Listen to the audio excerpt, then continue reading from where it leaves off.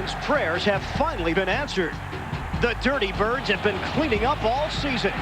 Who would have ever dreamt it? We done shock the world now. Shock the whole world. We're going to pay the price to keep it going from here. Let's go get the from the play on, baby. That's Dirty Bird football right there. Oh, yeah. Hey, that is it. Miami's prayers have also been answered this season as the Dolphins have hurdled most AFC teams and qualified for the playoffs as a wild card. By giving the Falcons a bird bath today, they can ensure themselves a home game next weekend. But with a loss, Dan Marino will call his travel agent and take his show on the road. Better than 70,000 fans expected at the Georgia Dome today for the regular season finale. Two teams headed to the playoffs, the Miami Dolphins and the Atlanta Falcons. In the AFC, the number 4 seed still up for grabs. Miami can clinch it with a win today over Atlanta. Happy holidays, everybody. Ian Eagle along with former All-Pro offensive lineman Mark May. The Miami Dolphins all season, Mark, have talked about establishing the running game. But when push comes to shove in the month of December, Miami's needed big victories.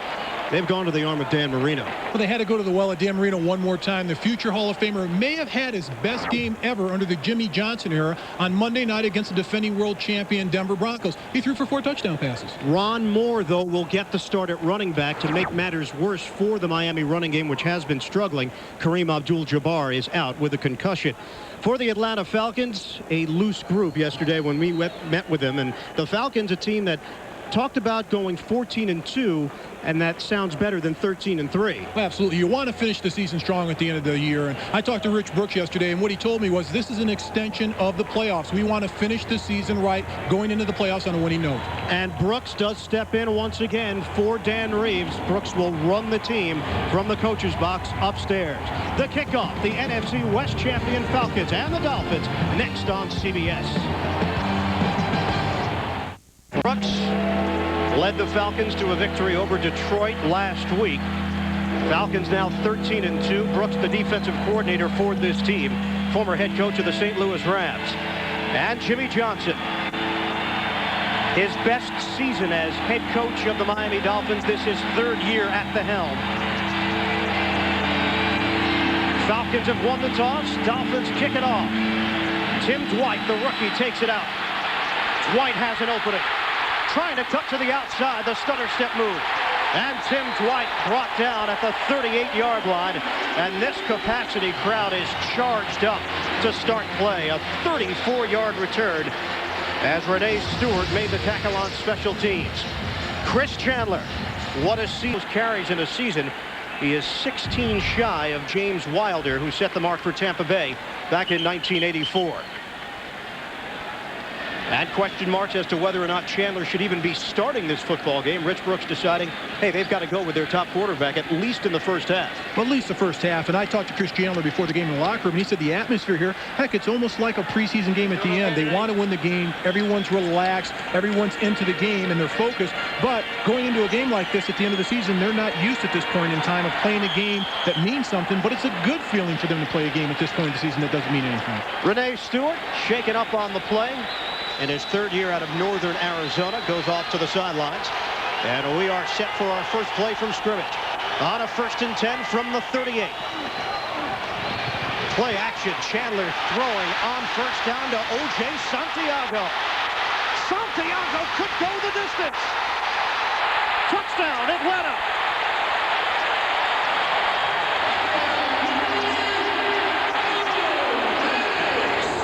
Yards to open play.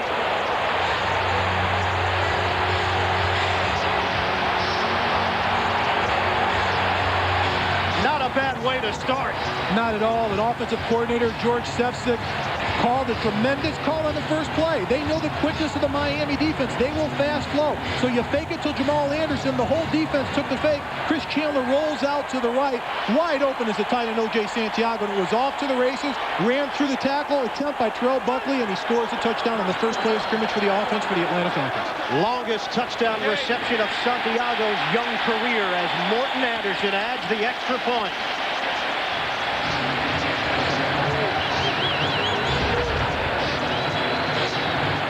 the entire defense of the Dolphins gets fooled. They go with running back Jamal Anderson because they have to respect his ability. They have to get there. The quickness of the Dolphins defense hurt him on this play, but O.J. Santiago makes a great run, running through attempted tackles and goes in for the score.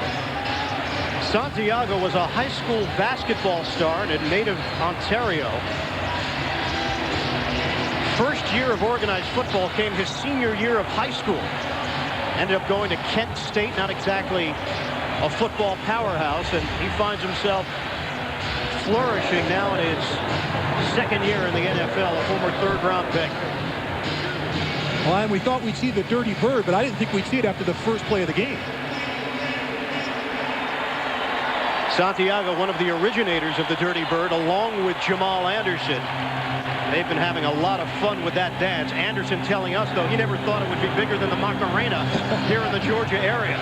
The way this team was loose in the locker room, and yesterday when we talked to him, and to come out and establish himself the first play of the game, it shows that these guys are the champions of the NFC West. Anderson kicks it off. Nate Jacquet is filling in for John Avery. And Jacquet has himself a new number as well. It's 88. Formerly, he wore number 19. It's a touchback. And for Anderson, something he's been doing all season. Dan Marino will have it. 1st and 10 from the 20-yard line. Marino, 4 touchdown passes last week, as Mark mentioned. Over 3,000 passing yards for an NFL record 13th season. But as we talked about in the open, no Kareem Abdul-Jabbar. Guys need to talk. Out with the concussion. John Avery is also banged up a bit. Avery with an ankle injury, but he is active. So Ron Moore makes his first appearance on the field as a Miami Dolphin this season. On 1st and 10. The give is to Moore, the former member of the Cardinals, who went over 1,000 yards in his rookie campaign back in 1993. Offensive line for the Dolphins. Some injuries. Brent Smith is in for Richmond Webb. Kevin Donnelly is active, but he is not starting, so Mike Sheldon gets the nod at right guard. There's Ron Moore in the backfield with Stanley Pritchett. Lamar Thomas coming off a dream game a week ago against Denver, along with O.J. McDuffie and Troy Drayton. 3-yard gain on 1st down. It is loud early here at the Georgia Dome. Marino airing it out, and it's incomplete. He was looking for Drayton.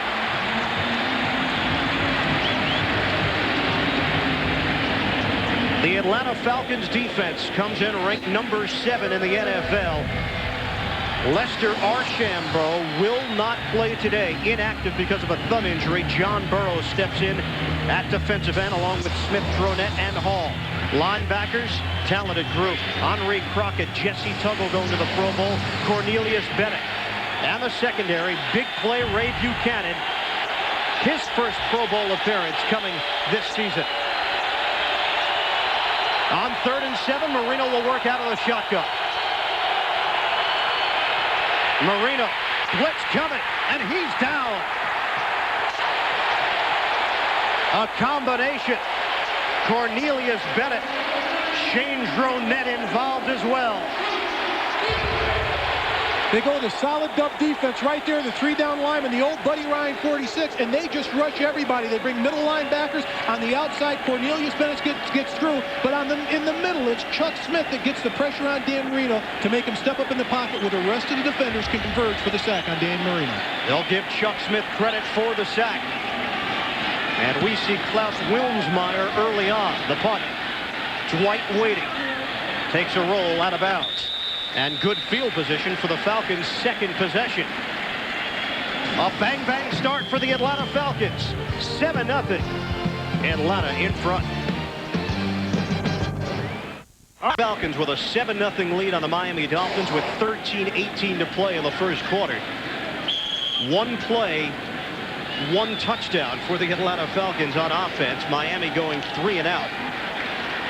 Because of the absence of Dan Reeves, backup quarterback Steve DeBerg, a former coach with the New York Giants, involved in coaching, relaying plays from the sidelines to quarterback Chris Chandler. Second time the Falcons have had it to start out play from the 38. And it is Jamal Anderson trying to cut it back as he spins his way for a 3.5, maybe a 4-yard gain on 1st down. The Miami defense, ranked number 2 in the NFL, Jason Taylor, Darrell Gardner, the Pro Bowler Tim Bowens, and Kenny Mixon up front in this 4-3 alignment. Robert Jones, Zach Thomas, and Derek Rogers, the linebackers. And the secondary, Madison and Buckley. No Pro Bowls for the corners, but you could make a case for either one of them. And not only the corners, but that guy, Zach Thomas. A lot of people, not only in Miami, but across the league, they thought he would definitely be a Pro Bowler this year. On second down, Chandler straight back. Off of the fake, Chandler rolling out. Chandler remaining on his feet. That's your starting quarterback in the final game of the regular season, giving up his body as Robert Jones came in for the lick. Well short of a first down. Pressure put on by the Miami front, but Chris Chandler's a competitive. He's going to try to make something happen. His wide receiver's not open, so he's going to roll out, try to create a big play, avoids the rush of Kenny Mixon, turns the ball down the field. Jason Taylor was first to hit him, but then on the cleanup, it's Robert Jones to tackle quarterback Chris Chandler. A 3-yard gain, setting up 3rd and 4. Chandler now in his 11th year in the NFL finally has found a permanent home here in Atlanta. 3-receiver look with Tim Dwight. Throwing it out long. Separation. Tony Martin is gone. Touchdown, Atlanta Falcons.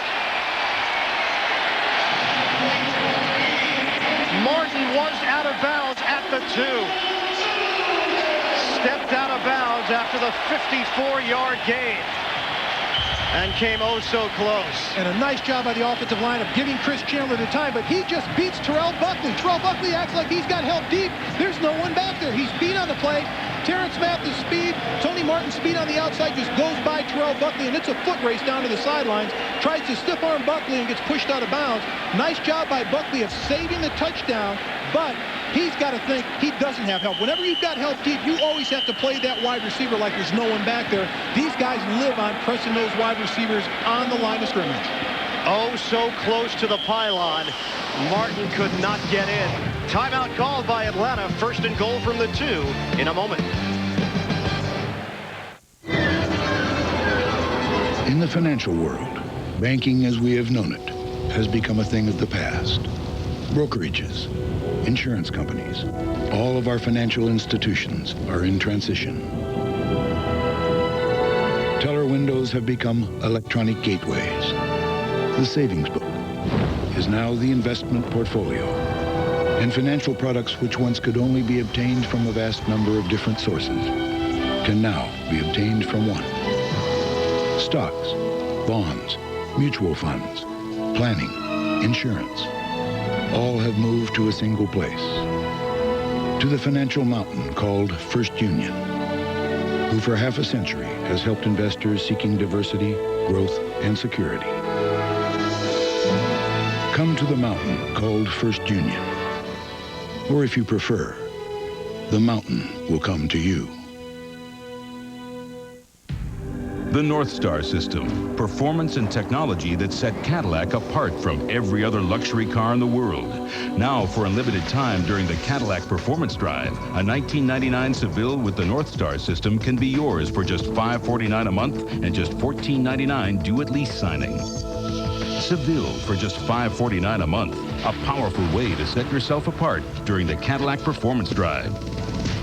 See your... By Southwest Airlines, proud sponsor of the NFL and official airline of the Super Bowl. First Union, your guide to the financial world. And by Cadillac and your Cadillac dealers. 2 passes for Atlanta quarterback Chris Chandler. 115 yards. He is 2 of 2 so far. And it's a 1st and goal from the 2-yard line.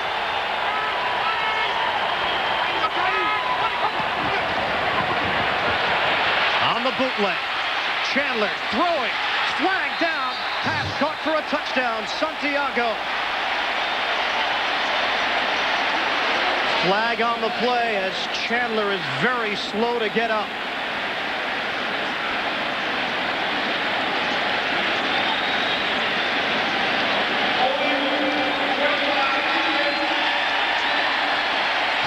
Holding has been called on the defense.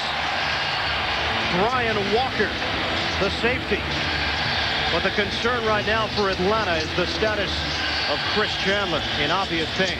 And in this situation, you're up by 2 touchdowns early in a meaningless game for the Falcons. This is where I take Chris Chandler out of the game. If I'm Rich Brooks, the interim head coach, he's already wobbly. Even if he comes to the sidelines and says, I'm okay, I want to get back in there, you don't put him back in the game at this point. You save him for the playoffs. Something we talked about prior to the game, Mark. Is it worth risking the injury to Chris Chandler when you know that you've already got the number 2 seed locked up in the NFC? He just gets grabbed from the back by Kenny Mixon and dragged down to the ground, and it looks like he falls backwards on his legs as Kenny Mixon then pushes him forward. But here's a situation where Chris Chandler, in my opinion, if I'm the head coach, he's on the sidelines for the duration of the game. Okay. Anderson with the extra point.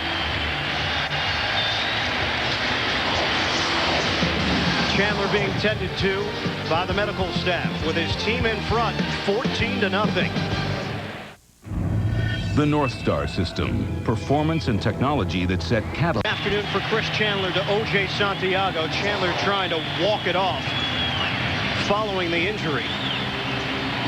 Santiago now with 5 touchdowns this season. Chandler has thrown 25 touchdowns this year. Only 12 interceptions. Anderson on the kick. It will be Nate Jacquet from the goal line. Jacquet tripped up. Had a chance to gain some more yardage, but the ball will be placed at the 21. Ball's on the back of his legs, and it appears he wrenches his lower back on the play.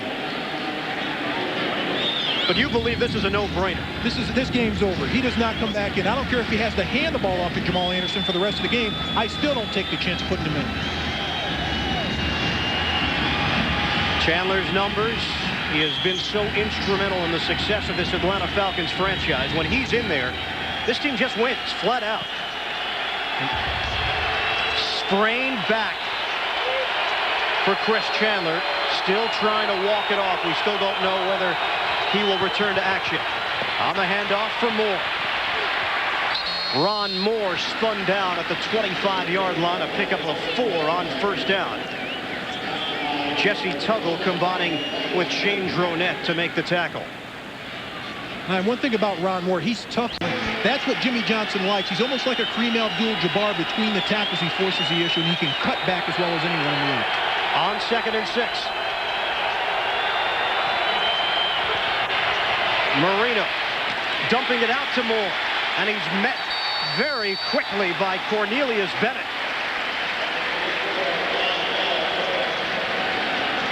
A gain of maybe half a yard on the play, setting up 3rd and 5 for Miami. Bennett really having a fine season for this Atlanta defense, returning to the form that football fans became accustomed to when he played with the Buffalo Bills. He was a heck of a player last year. He just got after the quarterback was oft injured last year. This year, they've got him dropping back. Rich Brooks has him dropping back, covering wide receivers sometimes, covering running backs, covering tight ends, and he's been more productive doing that, and he'll blitz on occasion, but they've got him in their drop back scheme.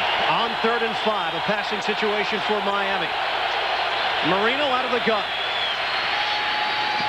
To the sideline, and it's incomplete. Nate Jacquet, the intended receiver.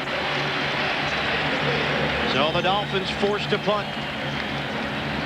Oronde Gadsden, normally in the starting lineup, replaced today by Lamar Thomas, and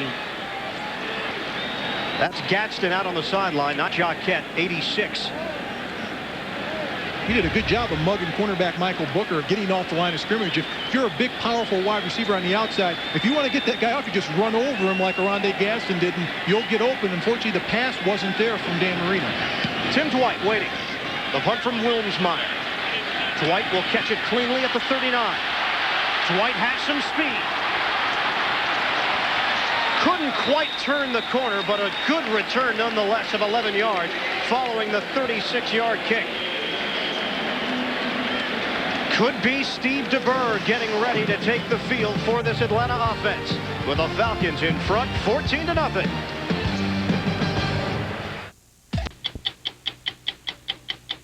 CBS is sponsored by Circuit City. Low prices all over the store. And by Beck's, the best of what Germans do best. Falcons out to the early 14-0 lead and a new quarterback for Atlanta. It's the veteran, Steve DeBerg, 44 years old, oldest player currently in the NFL. And it takes DeBerg out of the role that he had been serving for this Atlanta team, helping to send the signals into the quarterback, Chris Chandler. So now Tony Graziani, the third-string QB, assumes that role. Jamal Anderson into Miami territory as he's brought down at the 49-yard line. A pickup of 6. Brock Marion making the tackle. DeBerg was actually an assistant coach for the New York Giants, came out of retirement. It gives you a bit of an indication of the fact that there is still a need for quarterbacks around the NFL, and a 44-year-old veteran like DeBerg can get a job. And this is the year of the backup quarterback, and now Steve DeBerg is 44 years old, as you said, and he's definitely proving that today. On 2nd and 4. Keep it on the ground for Anderson. Trying to cut it back as he was shoved forward to the 43-yard line. 2-yard gain. Kenny Mixon the tackle. As the Falcons inch a bit closer to the first down, it'll be 3rd and 2 coming up. With Steve DeBerg in there, you're going to see a lot of Jamal Anderson running the ball, particularly in the first half. And it's easy to do that when you've got a great back like Jamal Anderson. Just feed him the football to take the pressure off to Steve DeBerg. Put him in the 3rd and 5 or less situations where they can run it or throw it. It's dealer's choice as a quarterback. Anderson, 11 100-yard plus rushing games this season. It would take a while to go over his accomplishments this year. It's been that kind of season for Anderson. You know, it's amazing. He started in the NFL before I started. I played 13 years. I've been out for 4 or 5 years, and he's back playing in the NFL. Steve DeBerg leading this Atlanta offense on a 3rd and 2. Dwight, the third receiver. DeBerg on a rollout. Throwing into some traffic, and it's incomplete. Intended receiver Terrence Mathis. And for the first time, the Falcons will be forced to punt here today. Nice job of the defensive converging on Terrence Mathis. Steve DeBerg rolls out and throws a little jump pass, but it's the defense, Zach Thomas and company, conversion on Mathis, rolling out to the right. They like the roll passes to try to get away from the rush of the defense, and the defense just converges with Robert Jones there, putting the stick on Terrence Mathis. Dan Straczynski will punt for the Atlanta Falcons. Miami, number 1. Dolphins take a timeout. They have 2 remaining. Atlanta took 1 earlier. So each club with 2 left. Jimmy Johnson with that incredulous look on the sidelines. Unhappy that his special teams unit was not ready.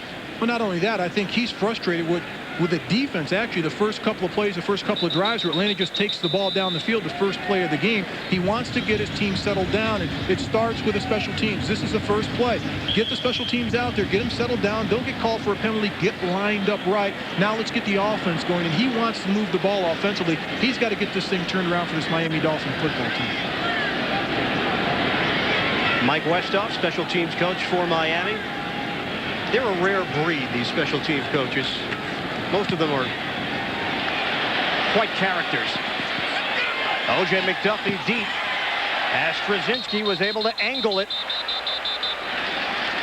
inside the 5-yard line. Terrific effort by Straczynski, and the Dolphins are pinned back deep in their own territory. 39-yard punt. 14-0. Atlanta with the lead.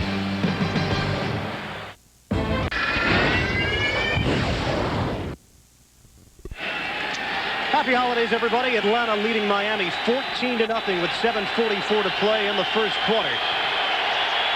Dolphins, their field position has had an effect so far, but their offense yet to get going. Ron Moore getting the start for the injured Kareem Abdul-Jabbar. Moore taking it straight up the middle. Travis Hall involved in the stop. Moore did go over 1,000 yards rushing back in 1993 as a member of the Arizona Cardinals, and had to do it with a rather shaky offensive line, if I remember correctly. The man to my right, Mark May, one of those who blocked for Ron Moore that season. What kind of runner is he? He's a great runner, particularly between the tackles. He likes to push it up there, and he follows his blockers, has great vision. And if they're going to run the ball with Ron Moore today, they've got to run it between those 2 tackles, and obviously right behind that center in the middle of the field.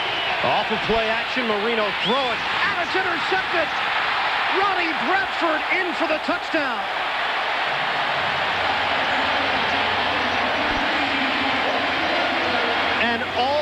destruction here in the first quarter.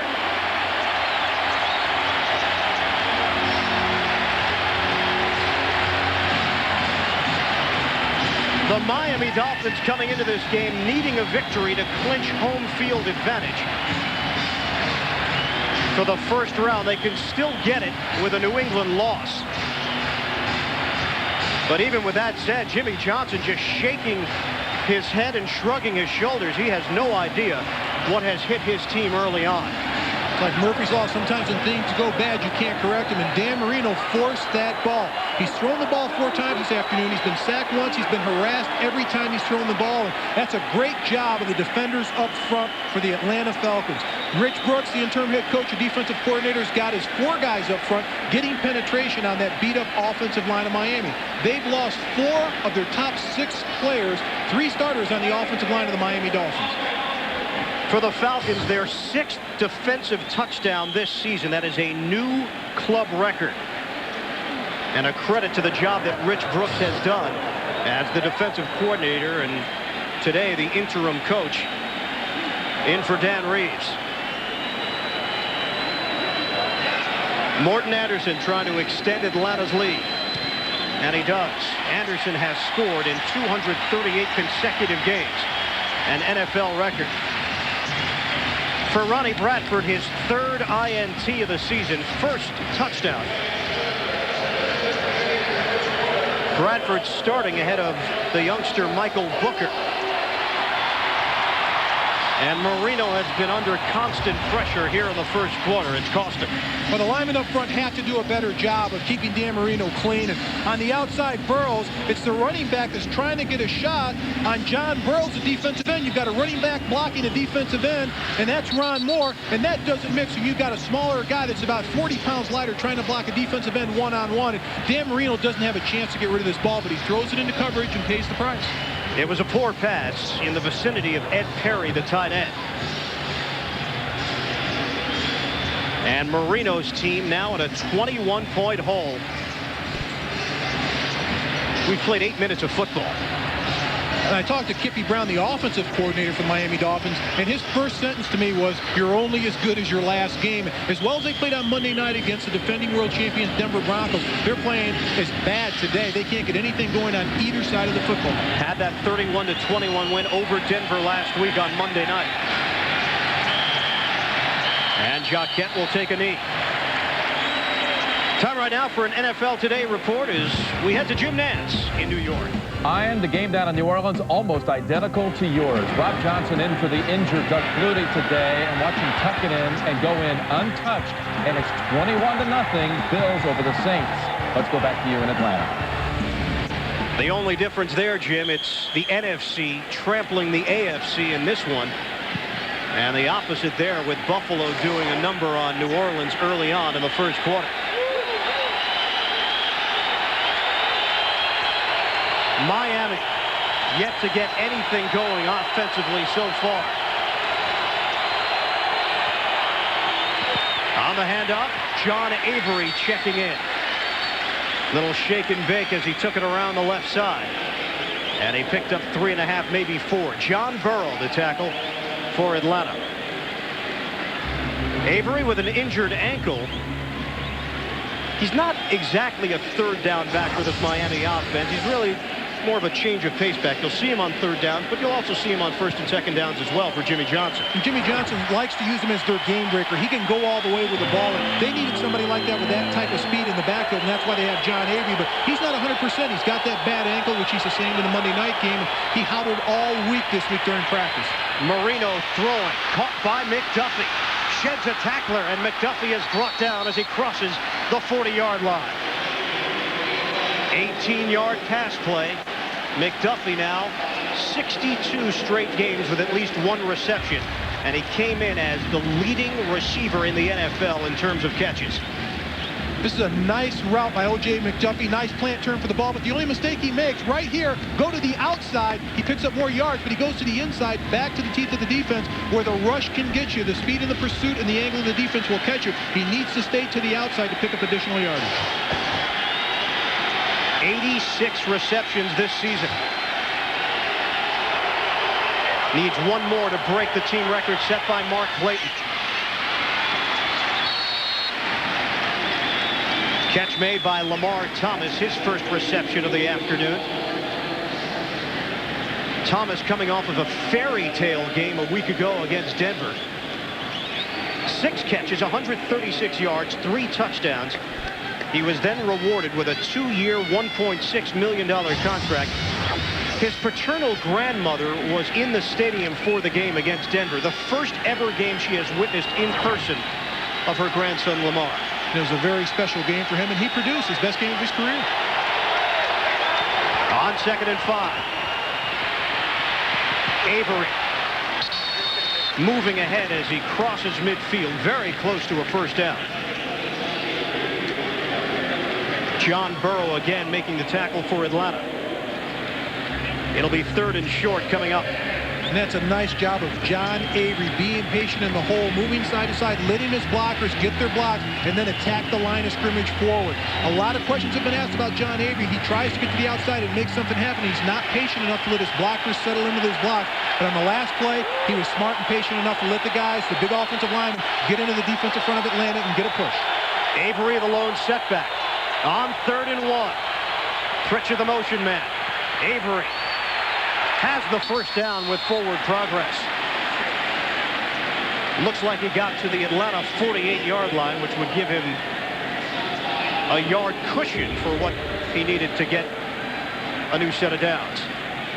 Nice push by tight end Ed Perry on the defensive front, but John Avery watches his blocks, finds the hole, picks it in there, and slams the ball. And on short yardage situations like this, you've got to find that hole in a hurry and slam that ball in the line of scrimmage when it's 3rd and short to pick up the first down. John Avery does an outstanding job of doing that.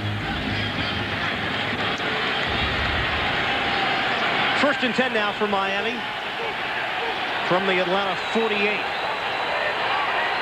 First time they have crossed into Falcons territory here in the first quarter as we approach 3 minutes left. Marino, plenty of time, airing it out, and the catch made. Lamar Thomas. Ronnie Bradford brought him down, a 31-yard hookup. Lamar Thomas on the outside, one-on-one, does a nice job of running his route and staying with it. But Dan Marino gets great protection by the offensive line. It's a simple route. Plants, turns in, goes to the post. The ball's there, lunges out for it, keeps his concentration and catches it with his fingertips and his hands. Nice job by Lamar Thomas. But Dan Marino had time up front. One of the few times today he wasn't pressured, harassed, or knocked down. I don't know if that was a variation of the Dirty Bird. I'm not quite sure of that reaction. On a 1st and 10 from the 17. Marino, incomplete. What the Falcons have done today is collapse the pocket around Dan Marino. They've taken the offensive lineman and pushed him in. Dan Marino likes to take the 3 to 5 step drops, get rid of that ball in a hurry. But the way that the defensive ends, and they run a stunt in the middle, they collapse the pocket right around Marino. There it is, collapsed at the end. Dan Marino feels the pressure. He gets rid of that ball in a hurry. Troy Drayton being covered by Henri Crockett. Stopping the clock with 2:24 left in the first. Marino, 4 of 8 thus far, 55 yards, has the 1 interception that came back for a touchdown. Marino taking timeout, leaving Miami with just 1 remaining. And we're still in the first quarter. Coming up tomorrow on CBS, feeling a little bloated from the holidays. Mark in particular. Lose pounds and gain laughs when Kevin James and Jerry Stiller star in The King of Queens. That's tomorrow on CBS. Inauspicious start for the Miami Dolphins here today. Trailing 21-0 in a game that doesn't mean all that much to Atlanta in terms of standings, but the Falcons hoping to finish at 14-2 this season. Miami looking to win its 11th game of the regular campaign. It's a statement game for the Atlanta Falcons. The entire season they faced a lot of hurdles and obstacles, and they've crossed them and jumped over them, and they've met every expectation, and they've defeated those. And they want to prove to the rest of the NFL they are for real. And as some of the players stated yesterday, hey, we could face this team in a Super Bowl. You never know what's going to happen. But Rich Brooks has done an outstanding job with this team, not only as the interim head coach, but as a defensive coordinator. And his name is going to be on a lot of short lists in the NFL for head coaching positions this offseason. First division division title since 1980, as the Falcons have already set a club record for victories in a season. Back in 1980, they won 12. They are now 13-2.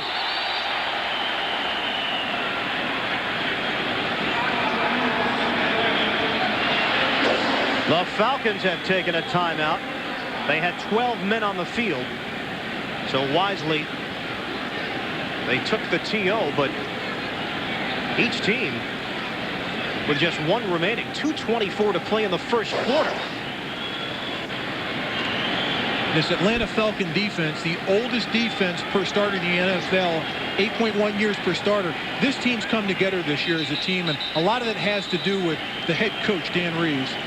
Ronnie Bradford going to the locker room. Gives you some insight on this Atlanta defense. Talking to some of the older players, Eugene Robinson and Ray Buchanan, he lets us be men. We don't have to go in on Saturdays early and meet for the entire day. We get time off during the week where we can spend time together as a team. And back with the Washington Redskins in the early 80s, we had teams like that. We went to Super Bowls because in our free time, we spent a lot of time together. So you know each other. Without verbal communication, the offensive line, you can make calls by a look. The defensive backs can just look at you and you know what coverage to go into. Ray Buchanan told us the goal this year was to win 10 games. So they have even surpassed whatever expectation level they had coming into the regular season. Finally, 2nd and 10. Marino throwing. Football was lost at the end of the play. Will they rule it down is the question.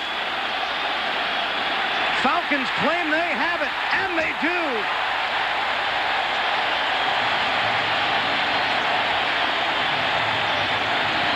Jimmy Johnson perturbed,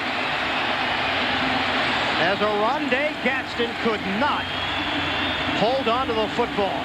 A lot of times when you struggle and try to make something happen and try to do too much, you get caught in a situation and something bad happens. Oronde Gadsden tries to make a lot happen. Sheds defenders trying to push the ball down the field to play to pick up the first down, but the ball's just stripped underneath them. The Atlanta Falcons come up with the football, and that's just great hustle. They've done a great job. 21 fumbles. It's their 22nd. They lead the NFL in fumble recoveries. Travis Hall with the recovery came flying in at the end of the play. Turnover ratio, the Falcons are now plus 16 on the season. 2:09 left in the first. Falcons have it back with Steve DeBerg handing off to Anderson. Picked up a couple on first down. And Mark, maybe this injury to Chris Chandler, hopefully it's not serious, is a blessing in disguise to some extent, because it makes the decision rather simple for Rich Brooks. Absolutely, and I think in the back of his mind, he may be thinking the same thing. Hey, we can get Steve DeBerg some work just in case we may need him down the road. He hasn't taken a lot of snaps yet, but keeping Chris Chandler healthy is instrumental to this team and instrumental for their success. And as far as they go in the playoff, that's as far as Chris Chandler can lead them. Anderson trying to push the pile ahead as he advances the football to the 14-yard line.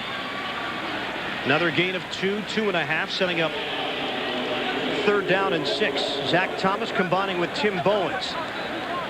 And also we'll see how long Brooks will stick with Jamal Anderson, who is also such a pivotal part of this Atlanta offense, along with Chandler.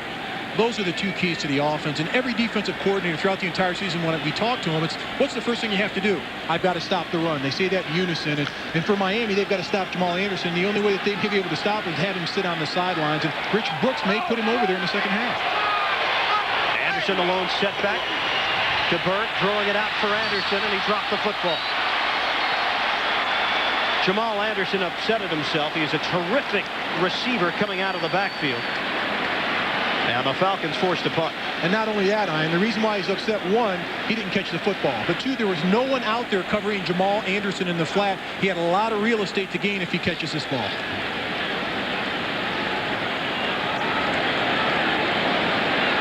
Dan Straczynski. His second punt of the day. It's Terrell Buckley waiting deep for Miami. High punt. Fair catch signal made by Buckley as he brings it in at the 37. Time right now for an NFL Today report. We go to New York and Jim Nantz. All right, Ian. Vinny Testaverde has now become the Jets' all-time touchdown pass record holder in a season. He had Kyle Brady for one, Curtis Martin for another. 17-0 Jets. Let's go back to you. putting more pressure on the rest of the AFC East as the Jets continue to show that they are for real this season. They beat the teams that they had to beat down the stretch, including this Miami Dolphin team and the Buffalo Bills. Miami in the playoffs as a wild card. The Atlanta Falcons in as the NFC West champions. John Avery, little stutter step, couldn't quite get to the 40-yard line. Shane Dronette making the stop on first down. No gain. Time ticking away here in the first. With John Avery, he's the type of back that needs to get to the outside of the defense. With his speed, he needs to circle the defense and get to the edge. Running him in between the tackles, I don't think he's going to get a lot of real estate in there. I think that's why you've got your bigger backs in there. That's why they started Ron Moore today, because they want to force the issue in between those tackles. End of the first quarter, action-packed for the Atlanta Falcons. They lead the Miami Dolphins 21-0. Back to Atlanta after this. Rejoining you from the Georgia Dome, Atlanta with a 21-0 lead. How about them Cowboys? Next Sunday on CBS, the NFL's second season begins. The chase for the Lombardi Trophy and World Championship rings. It all gets underway from Jacksonville. Check your local listings for game time. And remember, it all begins here on CBS with the NFL Today. Hope you'll be able to join us for that. Playoff action just around the corner on CBS. First play of the second quarter, Dan Marino throwing on second down, and Troy Drayton had it come off of his body and ricochet to O.J. McDuffie. Big gainer for the Miami Dolphins. And for McDuffie, he has set a new Dolphins record for most catches in a season. Strange way to do it. But he'll take that. What a job of concentration by O.J. McDuffie of running his route, but keeping an eye where the ball may get thrown in the coverage area. And O.J. McDuffie comes down with this reception just because of concentration and huddle, makes something happen out of a play that could have surely been an interception being tipped in the air. In addition, McDuffie has gone over 1,000 yards for the first time in his career. John Avery on a spin. Avery getting across the 30-yard line and down to the 27. 6-yard gain on first down. William White, the strong safety, bottling him up. Kippy Brown, the offensive coordinator for the Miami Dolphins, goes with the counter tray where they pull one side of the line. The right side pulls to the left. They get a kick-out block and a turn up, but John Avery hits the hole, makes an outstanding spin move in the hole, gets blocking from the outside, and makes positive yardage following his blockers in the hole. Avery thought he was going to get his first NFL start here today. Jimmy Johnson opting instead to go with Ron Moore, but Avery seeing a lot of action in the first quarter and more now in the second quarter. Marino, little floater on the sideline. Great grab by Lamar Thomas. He was working on Michael Booker, the corner. A 21-yard pass play. That's concentration by Lamar Thomas. And talking to Dan Marino, he's getting more and more belief in Lamar Thomas, and he's realizing that he's a good go-to guy. But he comes back for this ball. This is all Lamar Thomas runs his route, turns and looks at the ball, and comes back for it, catches it around the back of Michael Booker, and has the sense and presence of mind to tippy-toe the sidelines and stay in bounds. Booker stepping in for Ronnie Bradford, who went to the locker room in the first quarter. Thomas making his second consecutive start. And wide receiver for the Dolphins. Dan Marino told us he always believed in Lamar Thomas, but Thomas finally stepped forward as the veteran that he is a week ago when they needed it badly. This receiving core has taken some knocks over the course of the year. McDuffie's had a huge season, but most people still believe McDuffie is really more of a complimentary guy. Well, this year he's the go-to guy, and a lot of people believe that because he usually catches 45, 50 passes a year, but he leads the NFL, and you consider most wide receivers when they lead the NFL have over 100 receptions. He's got 85 coming into this game today, but he's the guy when Dan Marino has to have something happen, he goes to O.J. McDuffie. First and goal from the 5. John Avery. Nowhere to run. John Burrow was there, and Avery ran into a brick wall. Cornelius Bennett also involved in the stop. A loss of 1. That's the key. When you have a small back in the backfield like John Avery, he's 5'9", 185, 190 pounds. When you get in the red area, inside the 20-yard line, it condenses the size of the field. The defense has a shorter area to play, and when it's a first down, they can come up and force the offensive line and put pressure on the running game and put more defenders in the box than the offensive line can handle. On 2nd and goal from the 6. Play clock winding down. Marino is devoured. Shane Dronette and Cornelius Bennett came soaring through the middle. And the Miami offensive line, which is not 100%, not performing for Jimmy Johnson here today. And that's not fair. John Avery doesn't have a chance to block the rushing linebacker Cornelius Bennett one-on-one. Plus, everybody else opens up their lanes. It's like a floodgate for Dan Marino. He doesn't have a chance to step up and throw the ball or even throw it away. But it's not fair for John Avery to block linebacker Cornelius Bennett one-on-one. I don't think he'll win that matchup the entire afternoon.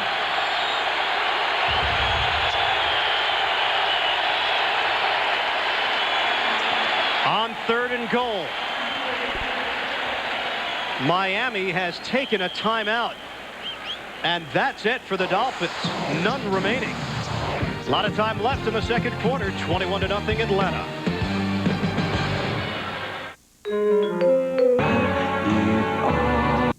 Loud here at the Georgia Dome, and you wonder if that has played a major role in Miami taking as many timeouts as they've taken.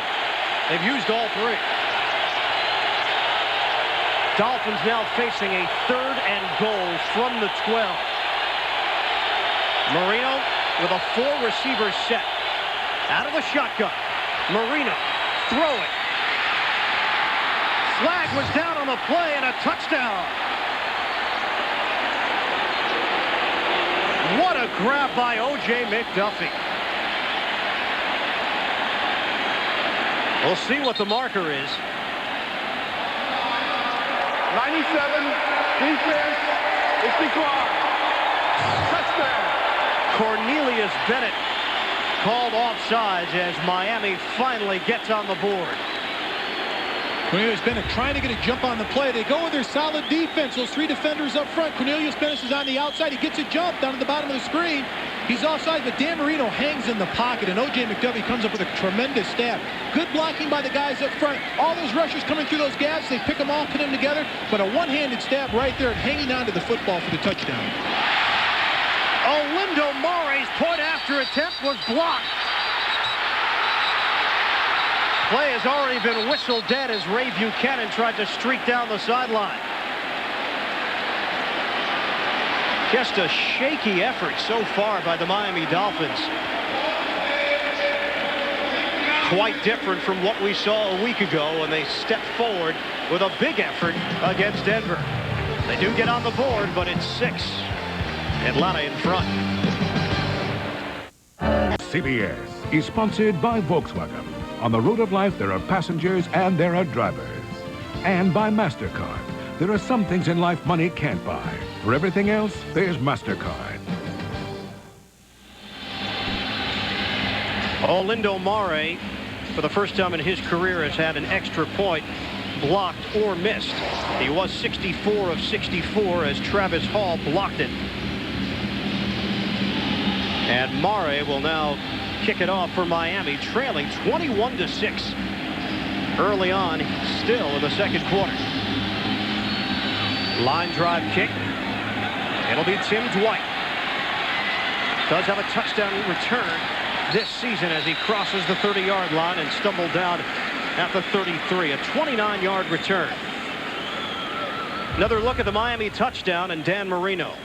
Dan Marino hanging in the pocket, believing in his blockers up front. He was going to one guy on this play, and that's the wide receiver, O.J. McDuffie, coming down with a reception. But nice job of concentration by McDuffie of staying with the play. Dan Marino didn't look off any receiver. He knew he was going to his #1 receiver, O.J. McDuffie. They came up with a touchdown reception. For McDuffie, it is his 7th touchdown of the season. Had only 1 all of last year. A career year for McDuffie. Falcons have it 1st and 10 from the 32, and whistles stop play.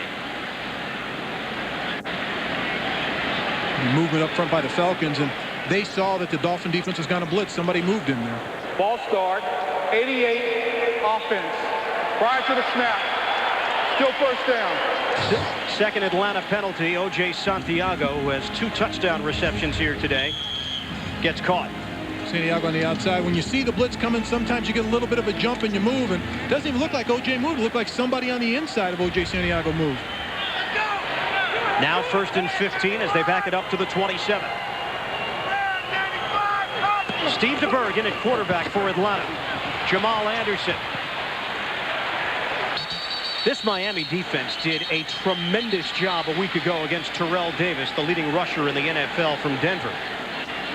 You see on the end of that play, Daryl Gardner, the big defensive tackle, doing his version of the Dirty Bird. I think the Dirty Bird should be reserved for guys that are under 325 pounds, maybe. Also shouldn't be reserved for guys that are trailing 21-6 on the scoreboard. The top of the screen over there, Daryl Gardner at the top. On the other side, that's Tim Bowens, the defensive tackle. But Daryl Bowens is running off the screen doing a little Dirty Bird dance. And I think these guys need to recapture the lead before they start rubbing that Dirty Bird dance into the Falcons. After the 2-yard pickup, Mathis the motion man. DeBerg looking to dump it off. Little floater, and nobody's there.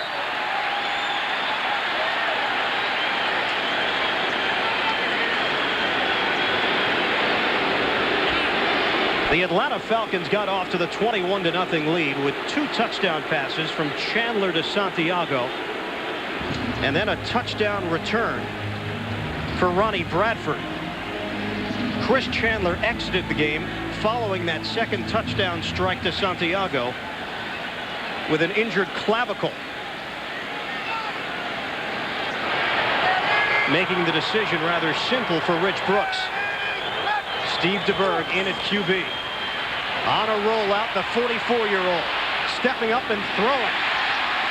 Finds the open man just shy of the 45-yard line. Ronnie Harris, former member of the Seattle Seahawks, on a 13-yard gain. Brock Marion, the free safety, bringing him down. A nice job of protection up front. It's a speed protection where the quarterback rolls out right, but Steve DeBerg hangs in there, gets hit right at the end of the play, throwing the ball downfield. Good vision by quarterback Steve DeBerg, getting the ball downfield to Ronnie Harris, but nice job of the guys up front, sliding the protection down the line of scrimmage, giving DeBerg a chance to step up and complete the pass. They move the chains. Now a 1st and 10 from the 43.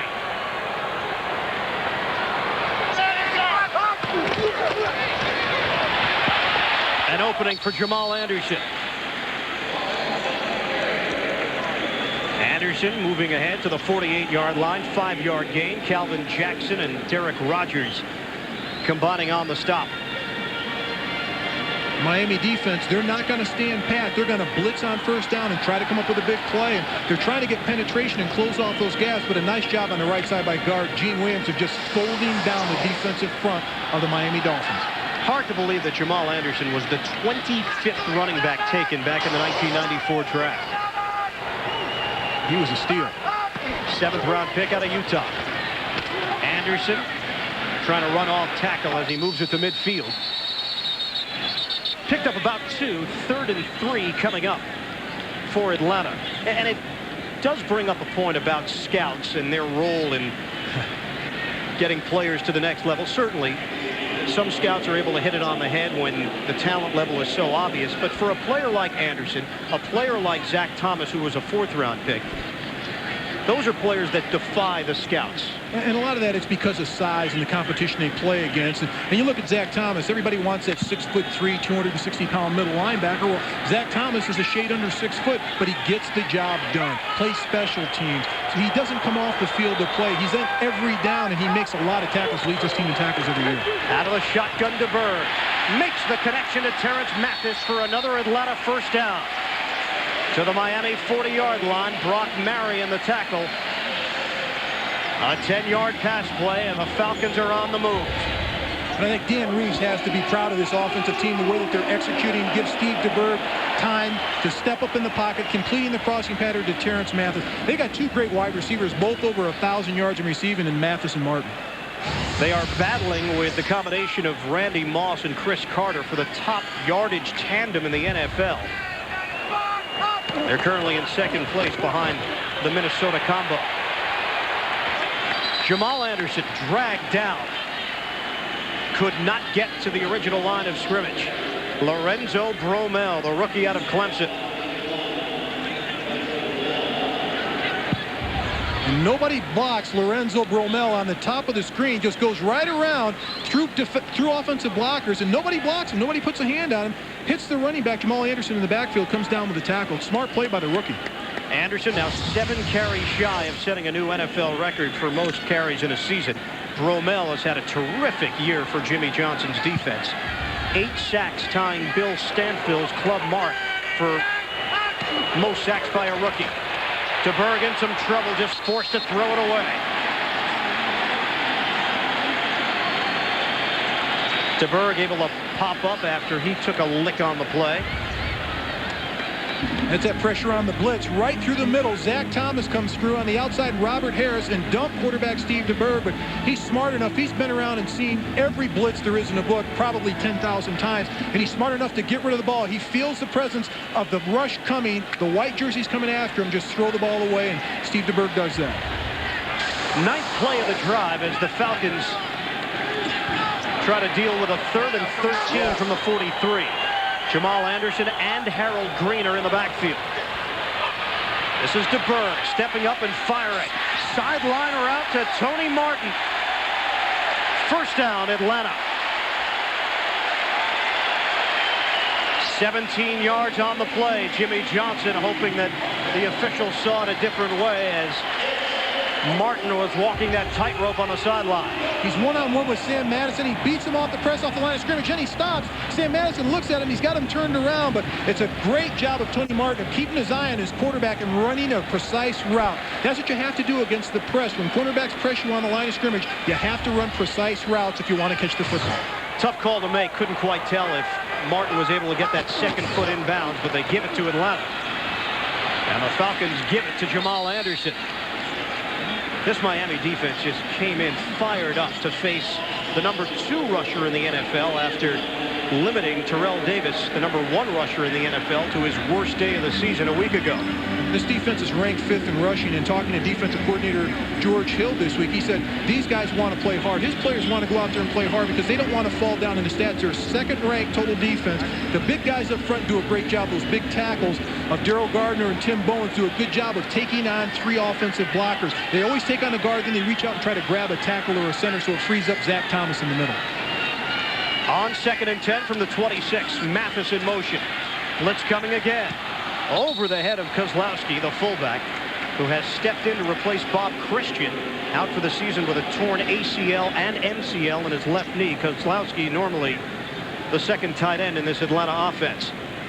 The Miami defense isn't sitting pat. They're coming right up the gut, blitzing quarterback Steve DeBerg. The running back Jamal Anderson did a good job of picking up Zach Thomas, but he couldn't handle both of them. That's what Miami tries to do when they blitz. They try to outnumber you. 3rd and 10 from the 26. Anderson by himself in the backfield. A 3-receiver look for Atlanta. On the draw play, Jamal Anderson. He'll come up well short of the first down as he got it to the 23-yard line. Picked up 3, maybe 4. And the field goal unit will come on for the Falcons. This is an easy game plan for Zach Thomas, and he's blitzed every play. Here he blitzes through, tries to get to the quarterback, but it's a late handoff, but he doesn't give up on the play. He tracks down Jamal Anderson from behind and gets a piece of him right at the end of the play. Outstanding hustle by middle linebacker Zach Thomas. This will be a 40-yard attempt for Morton Anderson. Anderson with 115 points on the season. Field goals, he is 22 of 26. The ball came right back to him. Flags down on the play. That one just never looked pretty. Yeah, but the outside rusher for Miami got a jump on the play. He was 2 yards in the backfield before the ball snapped, and Morton Anderson will get another shot at this. Defense will penalize 5 yards and replay the 4th down. Brock Marion. The first Miami penalty of the afternoon. And right there, Brock Marion's 2 steps into the backfield before the ball snapped. And It gets blocked, but to no avail. Morton Anderson gets another shot at it. And I was down in the locker room, and I talked to Morton Anderson earlier, and he said he flew his mom and dad over for Denmark. And I said, you flew him over for the holidays? He said, well, he always gets a Christmas duck cooked by his mom, so he flew him over for that. And I said, that's the only reason. He looked at me and just nodded and smiled. Yeah, I wanted to see him, but I wanted my Christmas duck. That's a long-distance duck. That's a long-distance duck. This is not a long-distance field goal. 35 yards away. Morton Anderson bangs it through. And the Falcons add to their lead. 4:47 mark of the second quarter. It's 24-6. Atlanta.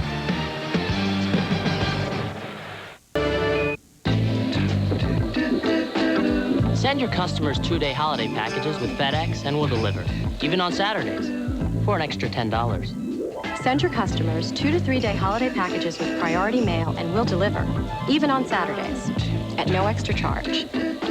Send your customers 2-day holiday packages with UPS and we'll deliver. But not on Saturdays. Sorry. So, what's your priority? These days, everything's faster. So how come pain relief isn't faster? Introducing Advil Liquid Gels. On tough pain, they're stronger and faster than extra strength Tylenol. New Advil Liquid Gels. Pain relief just got faster. This Super Bowl Sunday, the Prize Patrol could surprise you with $31 million. The one and only Publishers Clearinghouse Sweepstakes. Now, bigger than ever. Cool. Hi, I'm Dan Marino of the Miami Dolphins. The NFL and the United Way are making a difference. The NFL, the United Way, and you. The power of teamwork. The Great American Race, the Daytona 500, only on CBS Sports. Chris Chandler, a major reason why this Atlanta Falcon team is the highest scoring unit in club history. 428 points, breaking the previous high set back in 1981. On the return, Nate Jotcat spun down at the 35-yard line. Craig Sauer making the play on special teams.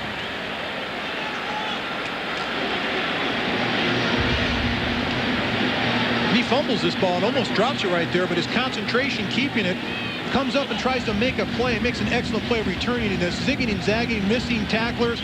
Nice return by Nate Jotcat. Then he hobbles off the field, a 37-yard return, and Jimmy Johnson's concerned with injuries with his team. They're injured on offense, injured on defense, and now on special teams. The normal returner is John Avery. There are also some rumors that Kareem Abdul-Jabbar might be in jeopardy of possibly missing the playoffs. That concussion apparently very serious. Inactive today, with Ron Moore getting the start, but John Avery seeing most of the action in the backfield. Marino over the middle. That ball was trapped. Stanley Pritchett. Coming up next, it's more NFL action on CBS. Some will see the Seattle Seahawks take on the Denver Broncos, while others will see the San Diego Chargers versus the Arizona Cardinals. Check your local listings for the game in your area. Arizona trying to qualify for the postseason as they meet the Chargers. Denver, final tune-up before the playoffs get underway, and the Broncos showing some holes here at the tail end of December. They don't have that same air of invincibility.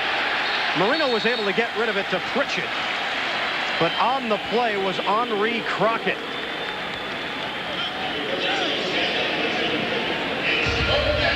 Dan Marino's been harassed the entire afternoon. He hasn't had a chance, and they're putting pressure on up front by the front four guys, and when they need an additional blitzer, they'll bring him from the outside, but Henri Crockett does a good job of forcing the issue. They force Dan Marino out of the pocket, and that's Shane Dronette in the middle and Ezra Tuololo in the middle, getting pressure and forcing Dan Marino out of the pocket. He doesn't like to run out. When he likes to make a move in the pocket, he likes to step up and slide, but he can't run like he used to 10 years ago. After the gain of one, a four-receiver set for Marino. He's got time. Floating one to the sideline in stride. Great spin move. Oronde Gadsden. Devin Bush finally made the tackle. You could not time that one any better. And this is as pretty a fade route you're ever going to want to see. He gets off the press, runs down the line of scrimmage. Dan Marino drops that ball right in there to Rondé Gaston in full stride. Then he makes a move upfield to spin to get positive yardage after the catch. And that's two guys right on the same wavelength. The quarterback, Dan Marino, putting that ball where it has to be in full stride, and Rondé Gaston getting the yards after catch and forcing the issue to the defense, taking the ball down the field. A 50-yard pass play, setting up 1st and 10 from the Atlanta 16. John Avery trying to stick the helmet down and advance the football as he crossed the 15-yard line. Jesse Tuggle and Eugene Robinson, a couple of veterans, in on the stop. A pickup of 2. Gadsden's story has been well documented. Forget about the Arena League now. Rondé Gadsden is a legitimate NFL receiver. And the knock on Rondé Gaston's always been, well, he's slow. He doesn't have the speed. He's only a 4.7 guy. Well, he's got football speed. When he steps on the field to play, he makes things happen. Yet another player that you really cannot form opinions on strictly off of the clock. I was one of those guys. I ran about a 6'5" for you. I still played a couple years in this league. Hey, was it 6'5", Mark? Maybe a 6'8", but I have to exaggerate a little bit. Coming up on 2 minutes left. Play whistle dead as flags came down. Longest catch of the year for Gadsden, that 50-yard reception. Ball start prior to the snap. Number 74, offense. Still 2nd down. Johnny Greer, our referee, one of the best in the business, telling us that Brent Smith was called for the penalty. Second flag on Miami this afternoon as the clock stops with 2:06 to play. First half.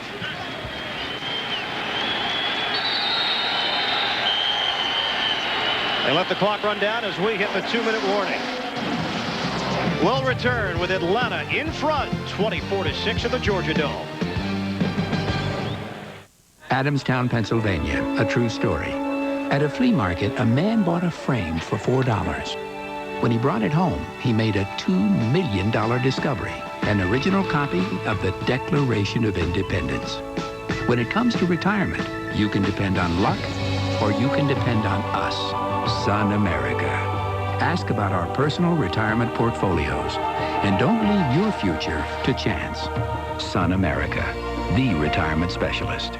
Ding dong! Hello! The champagne's not Corbel. Uh-oh, gotta go. Ding dong! Hello! The champagne's not Corbel. Uh-oh, gotta go. Corbel, official champagne of the Millennium Celebration.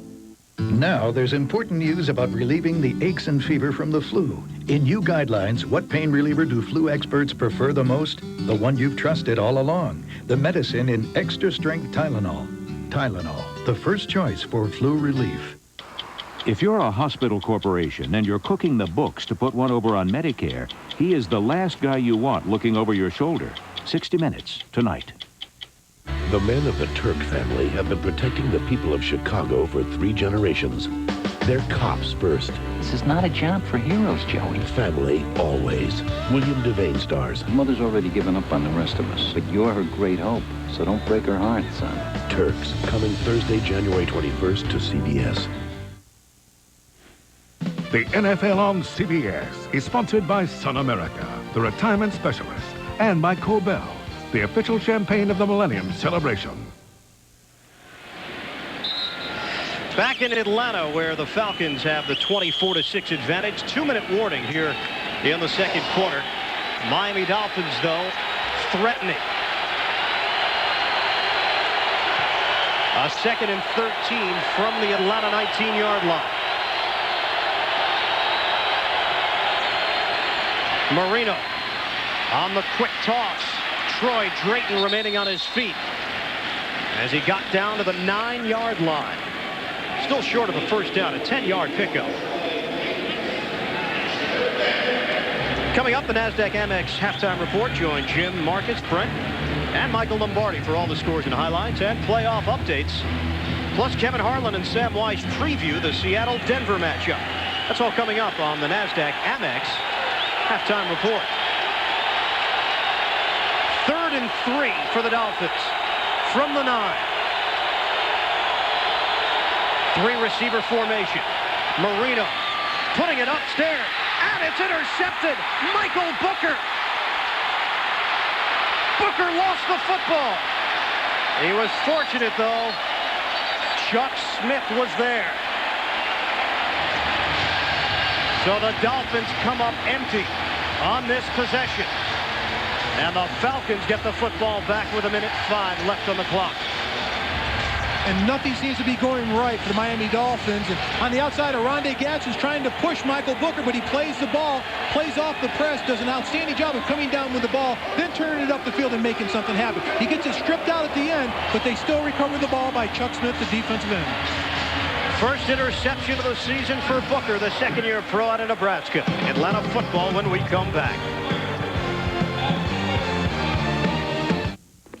Johnson, I'd like to see some ideas on saving the company money. I'll be back first thing in the morning. Think. That's the dumbest. Think. Help.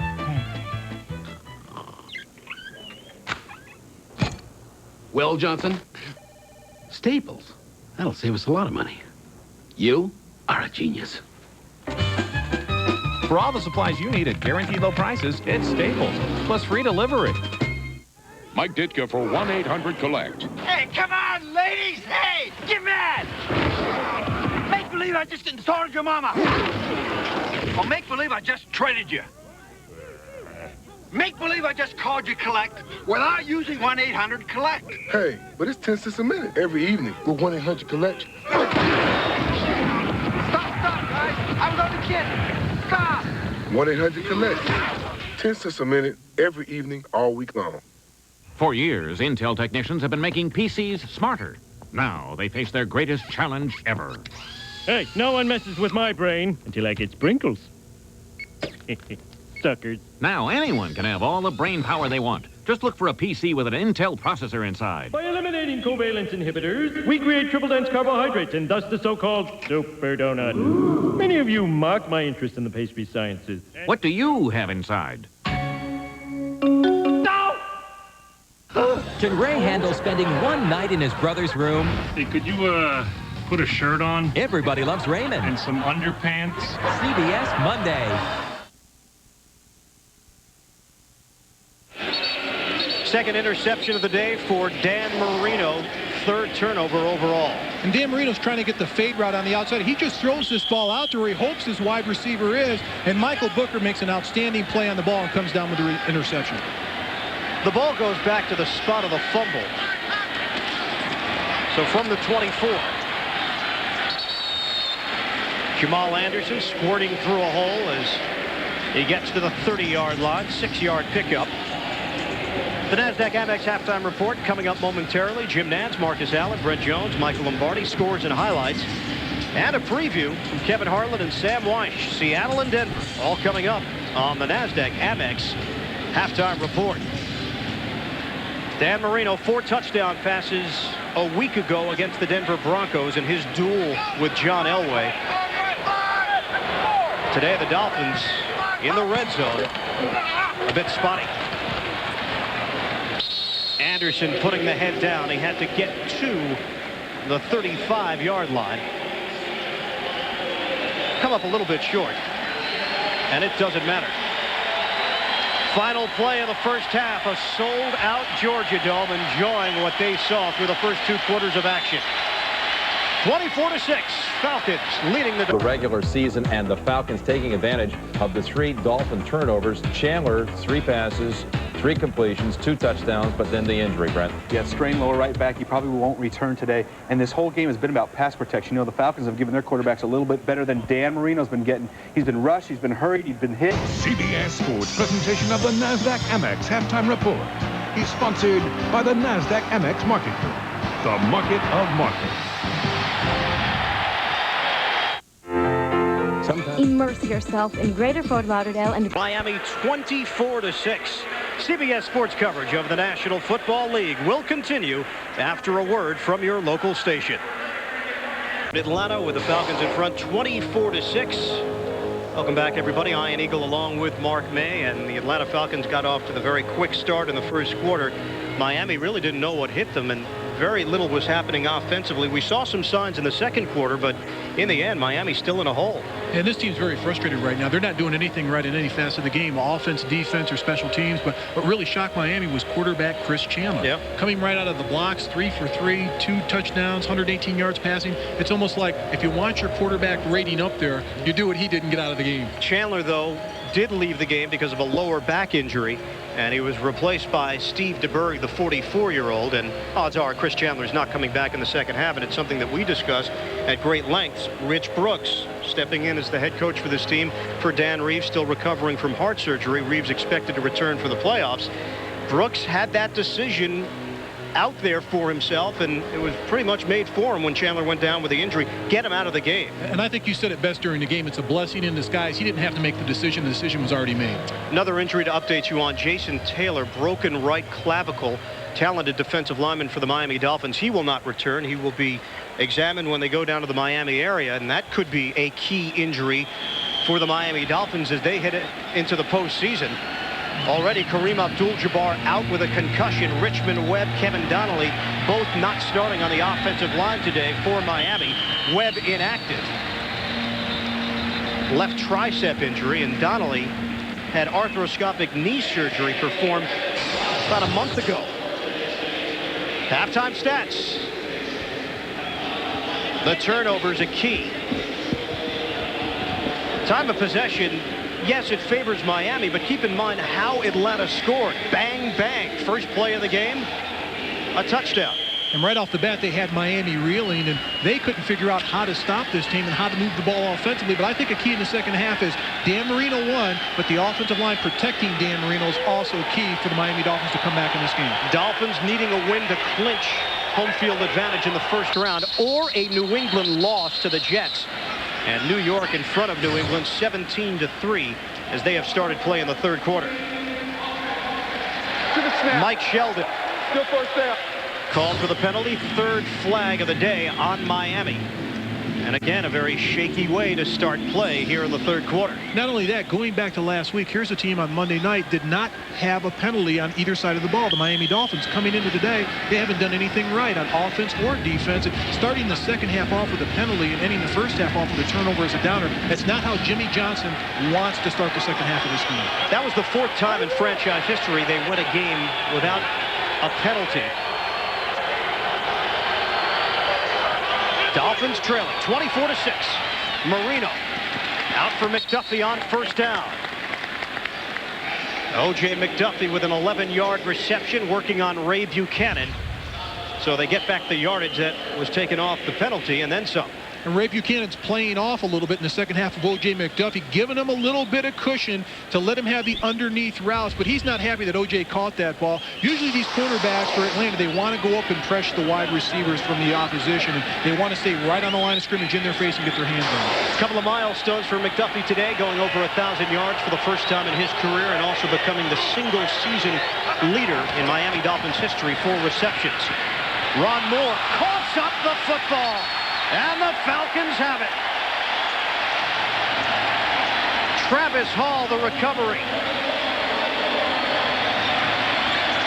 Third time he has recovered a fumble this season.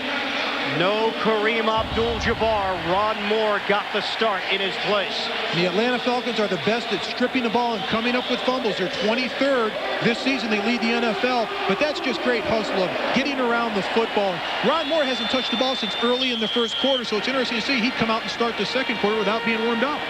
They won't give him credit for it, but Tim Ruddy, the center, actually forced the fumble. As an offensive lineman, that's one thing you don't want to get credit for, is forcing a fumble from your own team. You don't usually keep those numbers, do you? Around contract time, it doesn't come up. That's one thing you want to keep in the back pocket. Early third quarter. This is DeBerg off of play action. Looking for it all. Touchdown, Tony Martin.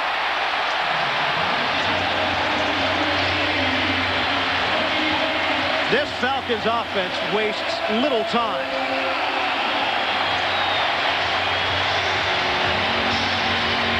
Terrell Buckley burned on the play. Martin goes over 100 yards on the day. His first touchdown catch of the afternoon. 6th of the season. And the Atlanta Falcons offense did it again. They did it early with O.J. Santiago. They faked out the defense of the Miami Dolphins by faking it to Jamal Anderson. The entire defense, they run with running back Jamal Anderson. Steve DeBerg just plants in the pocket, pulls up. And it's the play-action fakes that's really hurt the Miami Dolphin defense this afternoon. Extra point from Anderson as Tony Martin found his fan club here at the Georgia Dome to give him the touchdown ball. Big smile on the face of Steve DeBerg. Why not? All right, Captain, we're going to... Tony's mom, Sarah Martin, celebrating a bit after her son just caught his 6th touchdown of the season. We've seen the Dirty Bird all right. Nate Jotkat upended at the 19-yard line. You think this game meant something to the Atlanta Falcons? They're certainly playing like it did. They wanted to prove they're for real, and they are for real. Steve DeBerg stepping in for Chris Chandler, and DeBerg with a touchdown strike to Martin. Watch the defense flow of the fake to Jamal Anderson, and DeBerg will come out on the open boot, and he's still the best at 44 years of age of faking to the back and play-action pass. Everybody's fooled on the play, stepping up in the pocket, throwing the ball right over the top to Tony Martin on the post pattern. Nice move by Martin. He gets grabbed by the face mask, gets off Terrell Buckley, makes a plant right there, heads right for the goalpost. Right there, it's a post pattern, and it's a nice job of the offensive execution of the 44-year-old quarterback, Steve DeBerg. Martin, a big play receiver who was acquired for a second-round pick from San Diego. On the dump off for Pritchett. Stanley Pritchett making something happen on the sideline. Steve DeBerg, 44 years old. I think it's just amazing he ran the 50 yards down to the end zone to hug his teammates at 44 years old. I want to be upright and walking at 44 years old, but that's just a magnificent story about Steve DeBerg. Retires, coaches for the New York Giants with Dan Reeves, comes out of retirement because they thought he could still play in this league, and he's proven that he can. 31-6 Atlanta following the 7-yard gain by Pritchett. This Dolphins defense is just not used to this. And a first down throw to O.J. McDuffie. Ray Buchanan combining with Eugene Robinson, 12-yard pickup. Miami defense came in ranked number 2 in the NFL. The most points they have allowed this season to come here today. Zach Thomas and company told us they would be doing the Dirty Bird if they scored on any defensive touchdowns. I think they'll be holding that Dirty Bird for a long time to come. On the handoff for Avery. He lost the football. Scooped up by Eugene Robinson. Nothing is working for the Miami Dolphins. 5th turnover of the day.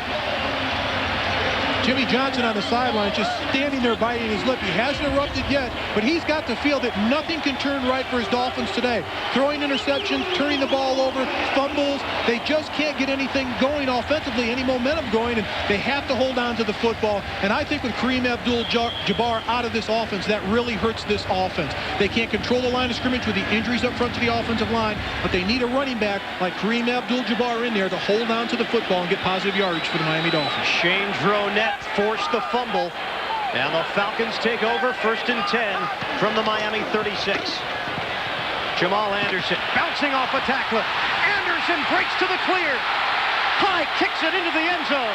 Touchdown, Atlanta.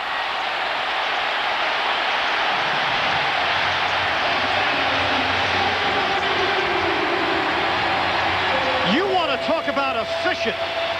2 offensive plays run by the Falcons this half. 2 touchdowns. And it's all up to Jamal Anderson. First, it's the play-action fake to him that opens up the entire defense for Steve DeBerg to throw the touchdown pass. Then on this play, staying with his offensive blockers, being patient, ramming the ball in the line of scrimmage, then cutting the ball to his left, finding the hole, and taking off to the end zone. Believing in this guys up front of holding and sustaining their blocks and taking off between the Miami defense because he knows they're going to pursue to the point of attack. Extra point from Morton Anderson. My, oh my. The Atlanta Falcons have certainly made a statement here today. With 12:24 left in the 3rd, Falcons 38-6. Tim and Ed are Sponsored by Southwest Airlines, proud sponsor of the NFL and official airline of the Super Bowl. And by Killian's Irish Red, which reminds you one look says a lot. Jamal Anderson, with that touchdown, now holds the Falcon record for most TDs in a season, 16, snapping the previous mark that he currently shared with Andre Rison until that run. Bouncing ball to Nate Jacquet. First time he has returned kicks this season as Jacquet gets to the 28-yard line. Jamal Anderson takes the handoff for Steve DeBerg, but right here all the defenders will converge where Jamal Anderson's going to hit. He's going to take it back to the outside, but watch 88. Oche Santiago will stay with his block, and the rest of the offensive line, they stay with their blocks. They go downfield and chip. He's in the middle of the line of scrimmage, bounces off to his left. Slipping right there is Sam Madison on the play, but running back Jamal Anderson having confidence in his guys up front that they will sustain their blocks, finding the cutback lane and heading off into the end zone. Again, Miami can still get home field advantage in the first round of the playoffs if New England loses to the Jets. Currently, it's a score working in the Dolphins' favor. Complete to Lamar Thomas. For a moment there, you thought the football might be jarred loose again. A 22-yard pass play, and Lamar Thomas better watch it. He's celebrating an awful lot. Also had some words for the Falcons players on the sidelines. His team is down 38-6. Just go back to the huddle. Absolutely, and that's not the smart thing to do. And you want to do it when you're up, but not when you're in a hostile environment at the opponent's home in front of their bench when you're being routed by the opponent. You have to play smarter than that as a player. Just go out and play football, make plays, and try to score points for your team. 5 turnovers for the Dolphins. It has turned into 21 Atlanta points. Still a lot of time to play here. We're in the third. Marino in some traffic. Makes the connection to Troy Drayton. 2 plays, and the Dolphins move the football into Atlanta territory. Line of scrimmage will be the 29-yard line. Cornelius Bennett making the tackle. But again, big picture, yes, Miami can still get that first home game, which is important considering they're 7-1 at pro player. But you don't want to have this kind of effort heading into the postseason. Not at all. You want to hit the postseason on a high note. Hopefully a winner, at least playing well at the end of the season. And Jimmy Johnson, he's got that on the back of his mind. He's probably wondering what's going on. We've got a playoff game next week. On 1st and 10. Avery. John Avery getting across the 25-yard line to the 23, a pickup of 6. Ronnie Bradford back on the field for Atlanta, combined on the stop with Keith Brooking. 10.5 to play in the third quarter, with the Falcons in front 38-6. Here's the wild card scenario. Dolphins have already clinched the playoff berth. Dolphins win would assure them home field advantage in the first round. A Dolphins loss and a Patriots loss, and they will also be at home. Right now, the Jets leading New England 24-3. Marino on a cross. Brought down to the 20-yard line as Henri Crockett made the tackle on Gadsden. And I like the way that Rich Brooks has his defense playing. The oldest defense by age in the NFL. But these guys hustle to the football and the point of attack. Has a nice linebacking crew. And he said last year when they brought in Ray Buchanan, he was the key to their defense because they could put him out there one-on-one and they didn't have to worry about him. They didn't have to roll coverages to him. And they knew they had a solid guy at cornerback, and then they built around him. On 1st and 10. Avery is stacked up. Picked up 1.5 yards, maybe 2 on first down. Also with this Atlanta defense, they have not allowed a 100-yard rusher since back in late October, and that's the only 100-yard rusher they've allowed this season. That's Curtis Martin for the Jets. Over the last 23 games, Martin is the only opponent to go over 100 yards against this Atlanta defense. That's quite a streak. And not only that, it's not just great defensive play. It's great schemes by the defensive coordinator, Rich Brooks, putting his players in the right position to stop opponents and force them into 3rd and long situations. Marino on the quick slant. Lamar Thomas flag down on the play as Thomas was brought down at the 11-yard line. That's short of a first down. Michael Booker making the tackle. We're seeing backups on this Atlanta defensive line, and I think Rich Brooks is now going to mix and match for the remaining 8:41 of the third, and of course the fourth quarter as well. And I not only think that's not a good decision, that is a great decision. Get your starters off the bench. They sharpened their wares. They were out there for the first half. They played very well in the first half. Get them off the field, because I think it was important to him in the back of his mind that Chris Chandler did get dinged early in the game. Number 20, defense.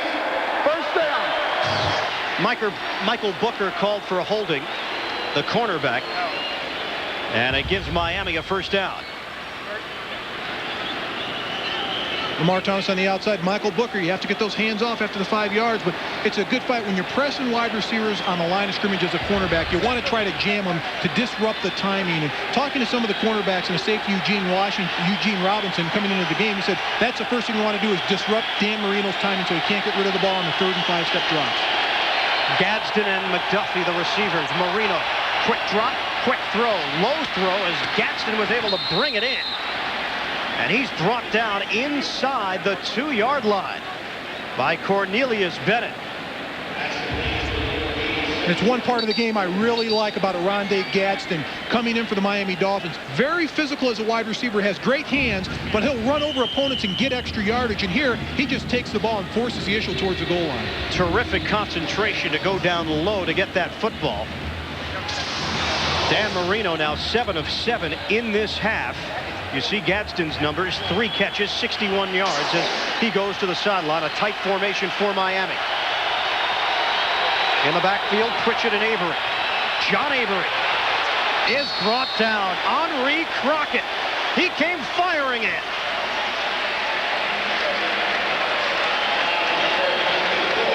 There's 2 things that go bad in a goal line situation. One, you try to run the ball north and south, straight down the teeth of the defense. And with a small back like John Avery, with his speed, if you're going to try to get to the outside, you get there in a hurry. You don't go laterally, then try to make a move.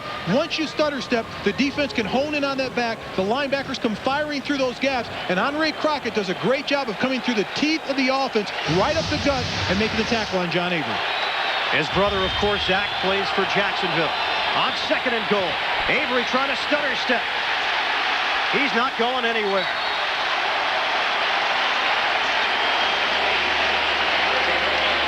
John Avery loses yardage on the play. Chuck Smith was involved.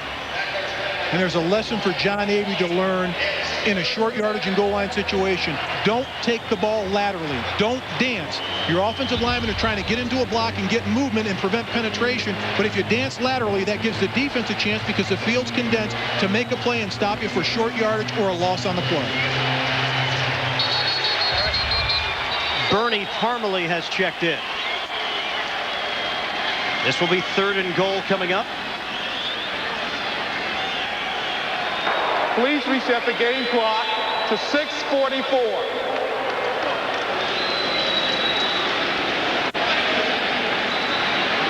Ninth play of the drive for Miami.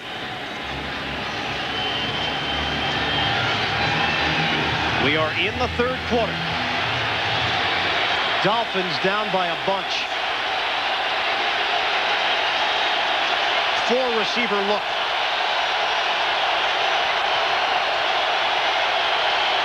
In motion, McDuffie.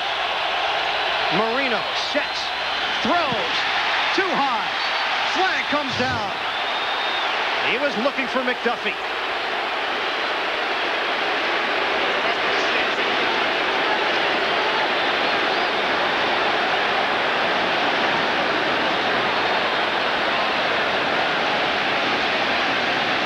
Johnny Greer, having sorted it out, will let us know. Pass interference.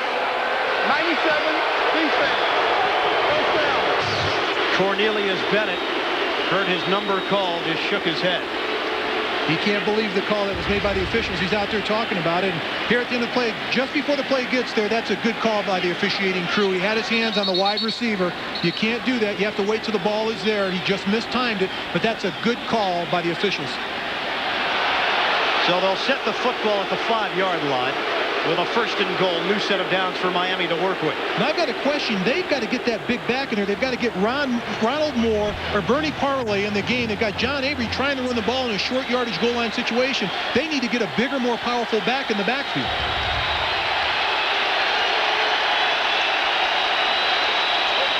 We're just trying to get done.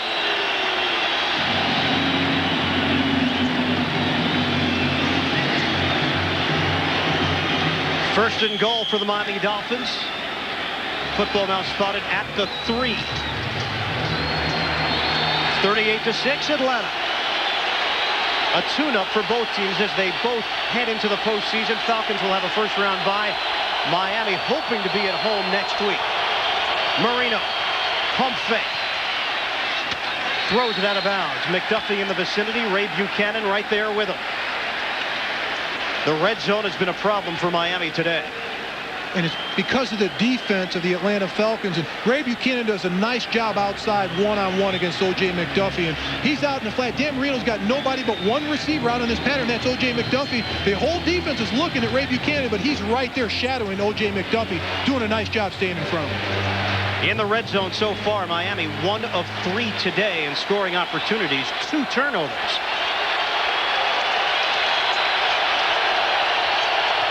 Marino dealing with a very loud crowd here at the Georgia Dome. Throw it. Incomplete. Stanley Pritchett was short of the goal line. Jesse Tuggle was there step for step. 3rd and goal coming up.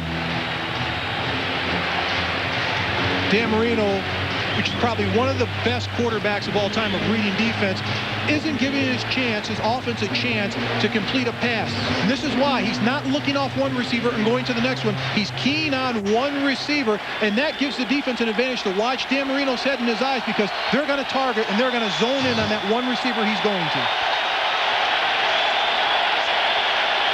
Jimmy Johnson's team in the playoffs for the 18th time in club history. They just don't want to end the regular season on this kind of note. Marino takes a timeout. 6:08 left in the 3rd. It's the Atlanta Falcons all over the Miami Dolphins. 38-6. My mountain refreshment, faster than you could say lager lugger. I am beer man. Hey, beer stud.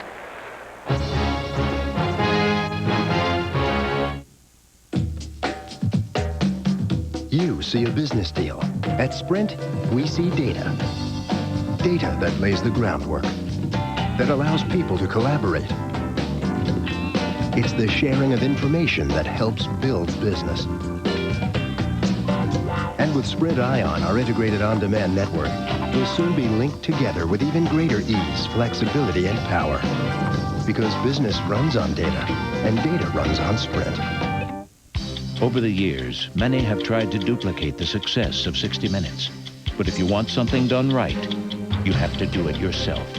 Join Dan Rather, Bob Simon, Vicki Mabry, and Charlie Rose for 60 Minutes 2, the new Wednesday edition of a Sunday tradition, coming to CBS January 13th. Bob, you're actually killing me, man. I'm trying to get my game face on. You're up here singing. I believe I can fly. A tradition unlike any other. The Masters on CBS Sports. During their 8-game winning streak, the Falcons defense has not allowed more than 21 points to any opponent. They've held Miami to 6 so far today. Their only losses this season came to San Francisco and the New York Jets. Falcons 13-2. Miami with a 3rd and goal from the 3. In motion, Parmalee. Marino, quarterback keeper. How do you like that? Touchdown, Miami. What a call by offensive coordinator Kippy Brown. Dan Marino does not run the ball on purpose at all. The only time he runs is if he's scrambled and flushed out of the pocket. But this is a great call, a la John Elway, a quarterback draw in the red area. That's a magnificent call. It definitely caught the defense off guard, because they would never think Dan Marino would run the ball in this situation. But it was a tremendous call by offensive coordinator Kippy Brown. First rushing touchdown of the season for Dan Marino. Extra point is good for Malindo Mare. So the Dolphins do put a touchdown on the board, but they have a long way to go. Even the Atlanta defense smiling after that one. Marino in for the rushing TD. He has a lot. He was Marcus, and by Castrol GTX Drive Hard. The Falcons defense caught off guard as Miami gets a rushing touchdown from Dan Marino, his first in over 4 years. December 12, 1994 against Kansas City. On the onside kick. Miami has the football. Flag down on the play.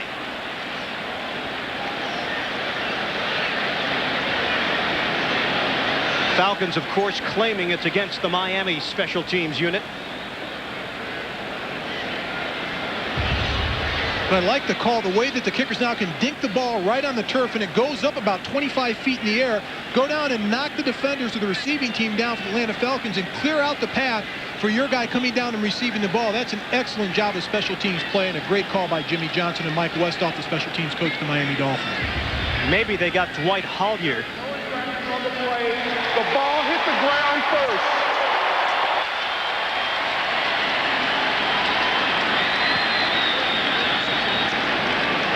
Dolphins also did it against the Jets.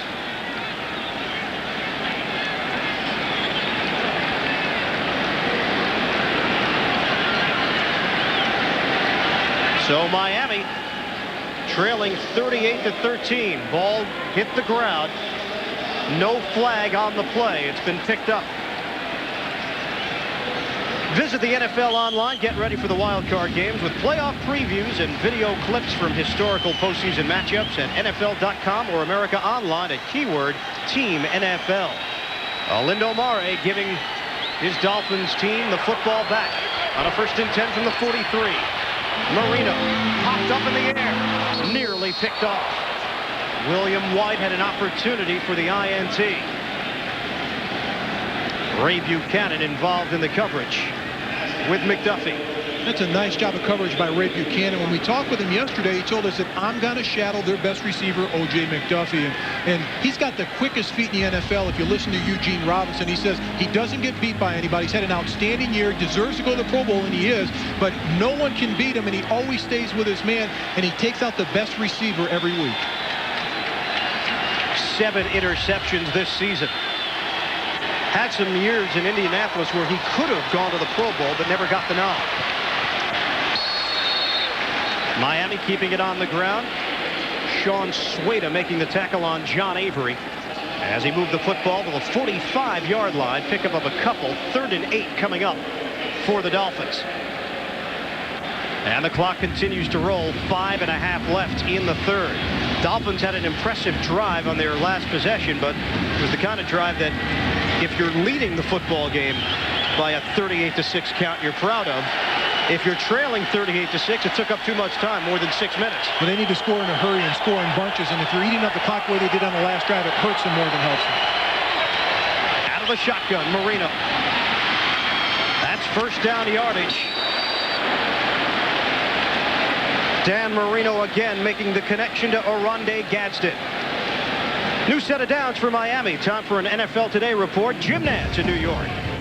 Ian, you could build the case for Vinny Testaverde for the AFC MVP. He has now thrown his 4th touchdown pass of the day to a 4th different receiver, this time Keyshawn. And the Jets are pulling away from the Patriots 4th quarter. And let's go back to you. Well, Jim, it's looking as if Miami's going to have that home game nonetheless. They needed either a victory here today or a loss from New England to clinch home field advantage in the 1st round. Marino airing it out. Incomplete. Nate Jacquet, the target down the sideline. Ray Buchanan. I think Ray Buchanan got away with one on this play. Nate Jacquet runs a good route, gets behind Ray Buchanan right here. Then he tries to adjust down the ball. Ray Buchanan runs over him before the ball's there. Yeah. That ball's a catchable ball. There's no way that they can say that's an uncatchable pass. He just completely ran over him. That's a penalty. That's pass interference. Not called, though, by this officiating crew, setting up a 2nd and 10 for Miami. From the Atlanta 45, Marino able to get it off. Troy Drayton, the tight end. Brought down at the 33-yard line by William White. 14-yard pass play. And that was an incredible job by quarterback Dan Marino. The right tackle, James Brown, got beat on the play. The rusher comes into him, Antonio Edwards, but he flicks that ball out of there just in the nick of time and completes the pass to his tight end for the first down. Dan Marino now 5 yards shy of the 300-yard mark. Went over 3,000 yards passing for an NFL record 13th season last week. The AFC Offensive Player of the Week for the 16th time in his career. Marino standing in the pocket on a cross. McDuffie could not haul it in. And Buchanan was there with him. I think what Ray Buchanan's doing this afternoon, particularly in his third quarter late, is he's showing everybody why he's a Pro Bowler, staying one-on-one with O.J. McDuffie, their best receiver, the leading receiver in the NFL this year as far as catches go, staying with him step for step and getting his hand in there and jarring that ball loose. How much longer, though, do you go with your starters defensively? I'm surprised he's in there. When you've got guys like that are Pro Bowlers, that are leaders of your defense, you need to start rotating the young players now and giving these guys a breather and get them off the field. How about on the flip side for Miami? Do you stick with it? They have to. I think Jimmy Johnson's got to try to win this game and keep all of his guys in there, keep all his starters in there. And here's a situation where he needs to win this game going into the postseason, regardless if they've got the game locked up at home next week or not. They've got to go in there with a winning attitude and some type of momentum, so you leave your starters in there. Miscommunication, Nate Jacquet and Dan Marino. So 3rd and 10 for the Dolphins. Still a lot of time left, but considering what the result appears to be at the Meadowlands today, I don't know. I'm Jimmy Johnson. I might start thinking about taking out your starters right around now. Maybe this will be the final drive for the offense. We'll see. Incomplete. Thomas down the sideline. And 4th down for Miami. On the other side of that coin, Ian, if you look at this offense, they've got so many injuries. Who can you pull out? You know, you've got 4 out of your 6 offensive linemen, your best offensive linemen are on the sidelines, and your starting running back, he's out, and your backup's not playing well today. Your wide receiver tandem, they're stepping it up a little bit today, but they need to do better, and I think the only person you may want to pull is Dan Marino. Yeah, point well taken. Dolphins will go for it on 4th and 10 from the 32. Really nothing to lose at this point. They trailed by 25 points. Marino fires. He's got a first down. Inside the 10-yard line, the Miami Dolphins are able to convert.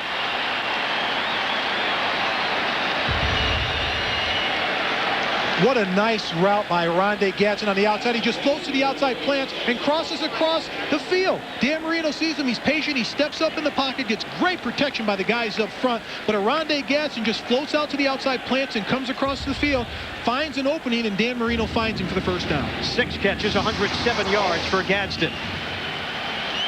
And the drive remains alive for Miami with under 3 minutes to play in the 3rd. On the give, John Avery.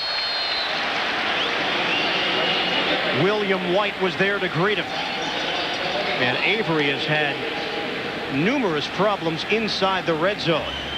It's averaging less than 2 yards per carry here today. And I believe the philosophy of offensive coordinator Kippy Brown is you have to try to run the ball. But in this situation, when you're down by this many points, I would throw the ball each and every down. Every once in a while, maybe a draw play. But on first down, they're just not getting it done up front. Down to 2:15 left in the 3rd. 2nd and goal from the 8 after the 1-yard loss from Avery. 4-receiver look. Marino will throw. Incomplete. Gadsden, the intended target. Michael Booker with the coverage. And 3rd and goal coming up for Miami. Dan Marino gets good protection by the guys up front, and that's what he does best. He steps 3 to 5 steps back and fires that ball out of there. As soon as he sees one of his wide receivers break open, that ball's gone in an instant.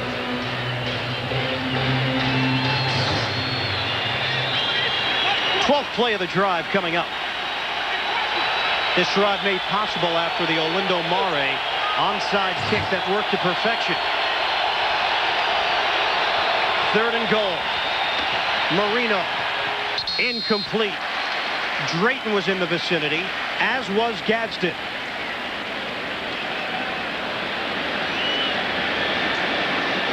And now Jimmy Johnson will settle for the 3. And going back to Dan Marino's release, we talked to Eugene Robinson, the Pro Bowl safety for Atlanta. He said a couple of years ago, he was about 1.5 yards from a wide receiver in Miami. It was at the end of the game, and Dan Marino was 25 yards away. And before he knew it, Dan Marino lifted his arm. That ball was in there for the score that they lost the game. Miami won the game. He just couldn't believe how quickly Marino got that ball to his wide receiver. Robinson was playing for Seattle at the time as Mare bangs it through from 26 yards away. Dolphins still have a long way to go. 38-16. Atlanta with the advantage. One and only Publishers Clearinghouse Sweepstakes. Now, the self-service for the birds. Bigger than ever. Broncos. 49ers. Cowboys. America's team is back when the Magnificent Seven returns CBS Friday, January 8th. Hope you're enjoying this holiday season. Ian Eagle and Mark May with you from the Georgia Dome today. Atlanta with a 38-16 lead late in the 3rd quarter. Olindo Mare successful in his onside kick on his previous attempt. Will he try it again?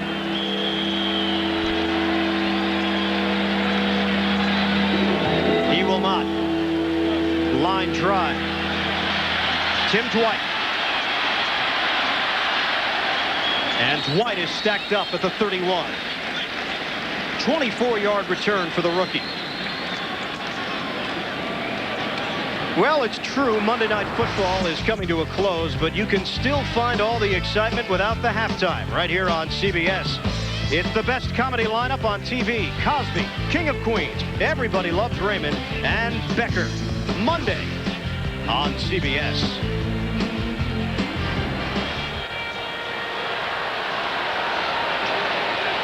The Atlanta Falcons with 2 offensive plays this quarter compared to Miami's 28. The difference? Atlanta has 2 touchdowns on those 2 plays. Jamal Anderson had 1 of them. Give him 12 yards on that run. Brock Marion making the tackle, and Anderson just moments away from putting himself into the record books. 1 carry shy of setting a new NFL record with 408 carries on the season. And that's amazing. As durable as he's been this year, getting the yards, helping his team to the playoff, he's just magnificent this year. And I think after this carry, we may not see him in the 4th quarter. On the give for Anderson. And there it is. A new NFL record. Jamal Anderson, most carries in a season. He snaps the previous mark set by James Wilder from Tampa Bay back in 1984. His mom cheering on. Comes from a great family.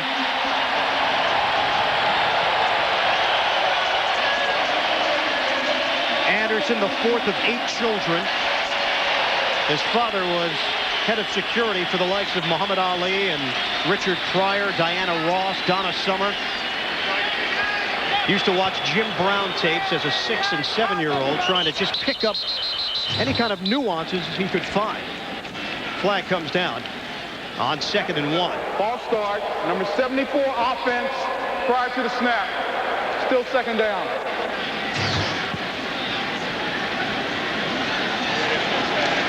Anderson also responsible for what has become all the rage here in Atlanta, carrying on the tradition of dancing for the Falcons. Billy White Shoes Johnson, of course, did your favorite, Mark, the Funky Chicken.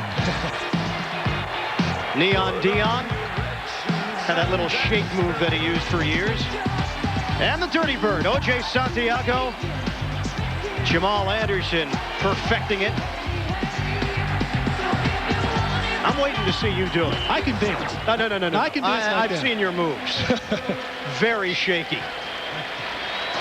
End of the third quarter. We might get Mark May to do the dirty bird in the fourth. 38-16, Atlanta leads it. Okay, give me the yard.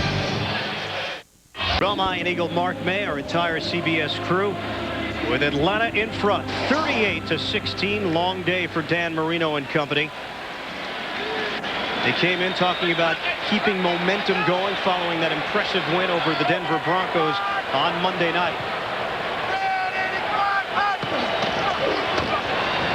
On second down, Jamal Anderson crossing midfield into Miami territory. Zach Thomas making the tackle for Miami. Moments ago, the cheerleaders carted out get well wishes signed by all the fans, a sold-out crowd that came into the Georgia Dome today. And obviously, our best wishes go out to Coach Reeves as well. We're sure he's watching the game at home. He did stop by the Georgia Dome earlier today to talk to his players. Reeves, one of the leading candidates for Coach of the Year, and really the point that has to be made, Rich Brooks, the interim head coach, he has brought legitimacy to this franchise that was in search of it for so many years. And talking to a lot of players, when we talked to Jamal Anderson, the first thing he said is if you look in the dictionary under Atlanta Falcon, it equal perennial loser. That's what it meant. And Dan Reeves really changed that and the philosophy around with not only that and giving them a winning attitude, but treating these guys like men, treating them as they should be treated in the NFL, and just his attitude towards the players. A lot of people don't know Dan Reeves' personality. He's a jokester. He's a fun guy to be around. And you see him on the sidelines yelling at the officials, and you don't get that feel about Dan Reeves, but the players love him. He's always been a player's coach. Of course, it was no joke 2 weeks ago when he had quadruple bypass surgery. Looks like that's going to be it for Jamal Anderson. 18 rushes, 103 yards, and a touchdown, setting a new NFL record for most carries in a season.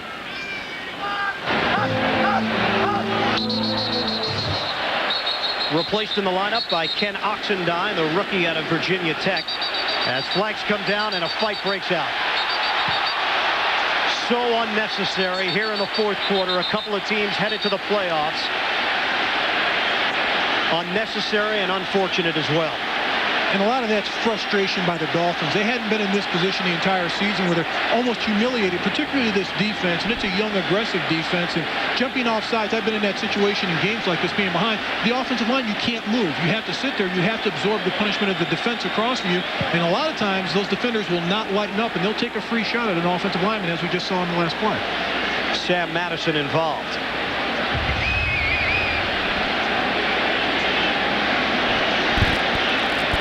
See that push up front as Robert Tobeck got thrown down to the turf, the center. And the Falcons retaliate. Madison was part of the extracurricular activities. We'll see if he's been ejected from the game. And just a selfish play like that, it still hurts your team. Even though you're down at this point of the game in the fourth quarter by 22 points, you end it as a professional. You started the game and you started the season as a professional. End it that way. Well, it's going to end in the locker room for Sam Madison, who's had a great year. We have 2 fouls on the defense. Encroachment will be declined. Personal foul, unnecessary roughness, number 29, defense will be enforced, and the player is ejected. Johnny Greer giving the old heave-ho signal.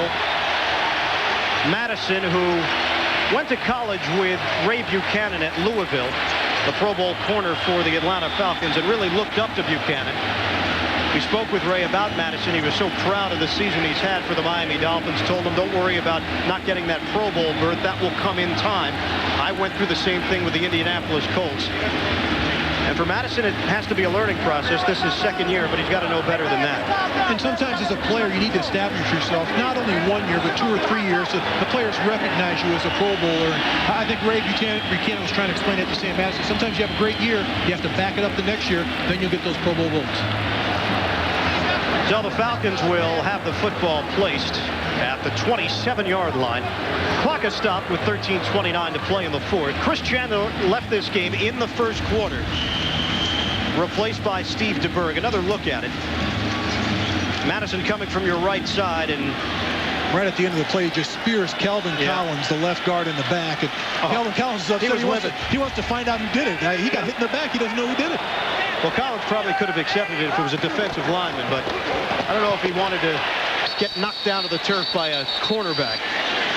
We'll hear about that in the meetings tomorrow. Harold Green getting the carry, and still some words being exchanged following the play. Injury updates. Jason Taylor, broken right clavicle for the Miami Dolphins. Left in the first half, did not return. He will be re-examined down in South Florida. There's Lamar Thomas just looking on. I don't think the Dolphins expected this. And as I mentioned, the Chandler injury was to his back. And maybe in some ways a blessing in disguise, because it took Rich Brooks off the griddle to make a decision. Flag on the play. Harold Green trying to get to the outside. A former 1,000-yard rusher in his own right. Played with Cincinnati and St. Louis in past years. Thomas and Jones combining on the stop.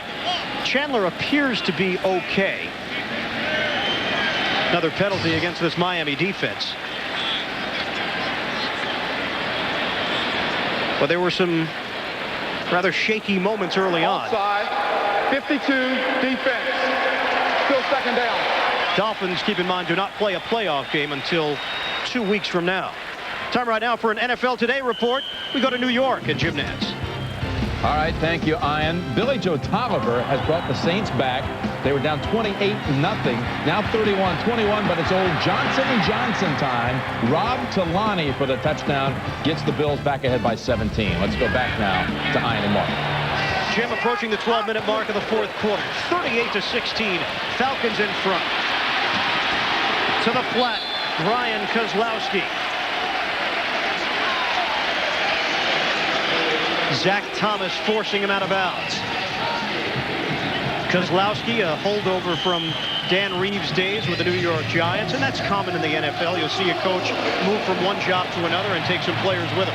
Well, you like to take your back wherever you go, and when some of these coaches go to new jobs in the NFL, they want to surround themselves with players that they had in the past because they can depend on them. Bill Parcells is notorious for that, bringing players wherever he goes, and you also want to get coaches around you, but right now this seems to be unraveling for the Miami Dolphins. By far their worst defensive effort of the season. The most points they've allowed this year. Falcons have put 38 on the board. Harold Green up the middle. Moves the football to the 10-yard line. As he picked up 6 on first down, Jamal Anderson has that infectious grin, as do a number of other Falcon players. This is a very likable team. They are, and they're very personable, and they like to have fun. And not only on the field, but off the field. You see these guys on the sidelines. Back when I played for the Redskins, we always had fun. We always went on the field, and in situations like this, when we knew we had our opponent beat, we just run the ball down their throats and have fun. Eugene Robinson told us they'll go out as a group to a mall, to the movies. Very close-knit group of players, and it's showing. On 2nd and 4 from the 10.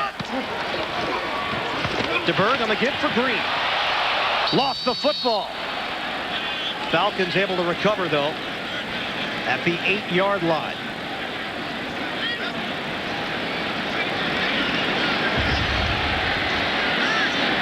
Looked like O.J. Santiago was able to jump on it. Let's see. Yes, it was the tight end. For the Miami Dolphins, nothing is going right for this team. They can't come up with a turnover. When the ball's free on the ground, they can't come up with it or make a big play the entire afternoon. Here's a team that lived and thrived on big plays, particularly by their defense the entire NFL season. 3-receiver look on 3rd and 2. Showing blitz. Movement on the draw. Harold Green able to move ahead for a first down across the 5-yard line. See what the penalty was.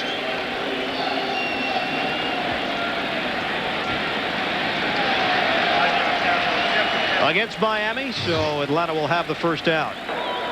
Offside, 91, defense. First down. And that's a cagey veteran at quarterback, and Steve DeBerg changing the snap count with his voice inflection. He knows Miami's chomping at the bit on the line of scrimmage to make a play and get across the line of scrimmage, but just using his voice inflection out there at the quarterback position, he picks up a free first down for his offensive team.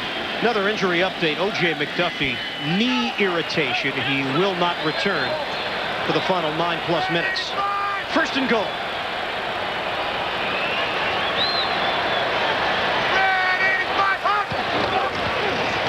On the give. Harold Green stumbles ahead as he picks up a couple. Tim Bowen's making the tackle for Miami along with Calvin Jackson. We might also see a new quarterback for Miami once they come back on the field offensively. Damon Heward, second year out of Washington now, warming up on the sidelines, and I think that would be a wise choice by Jimmy Johnson and company. Well, it's time to reload now. It's time to protect your stars, and Danny Marino's the star of this football team. And there's nothing that he can do at this point to bring this team back. And Dan Marino's played a heck of a game today. He's left it out there on the field, played well today, but the turnovers killed him, and his defensive team just couldn't stop the Atlanta Falcons. Bob Hallen is an eligible receiver as Harold Green tries to churn the legs, inching closer to the goal line, but not quite there. Trace Armstrong making the tackle. Nine, quarterback Steve DeBerg is doing a magnificent job of clock management, milking the clock, taking it down to 3/8 seconds before the snap, looking at the clock and just pausing at the line of scrimmage. And that's a smart job by a smart quarterback that's played an awful long time in this league. Counting down to 8 minutes left in the fourth. 3rd and goal for Atlanta. Kozlowski and Green in the backfield.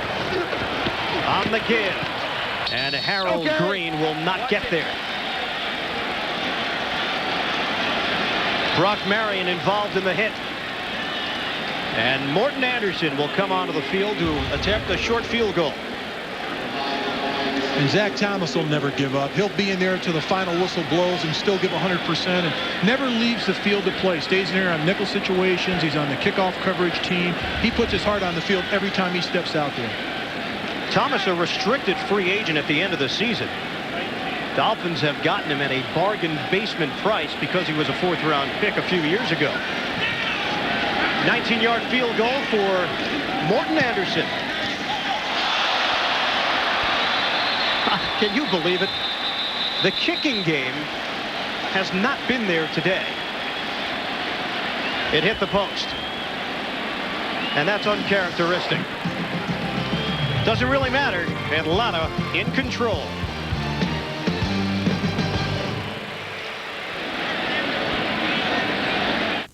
It's the end of the year, and now you can get some of the... Will not get their 300th regular season win in franchise history today. But Damon Heward will see action. Stepping in for Dan Marino with just over 7 minutes to play in the fourth. Flags come down as Heward handed the ball off to John Avery. Free agent signing, Damon Heward, out of the University of Washington.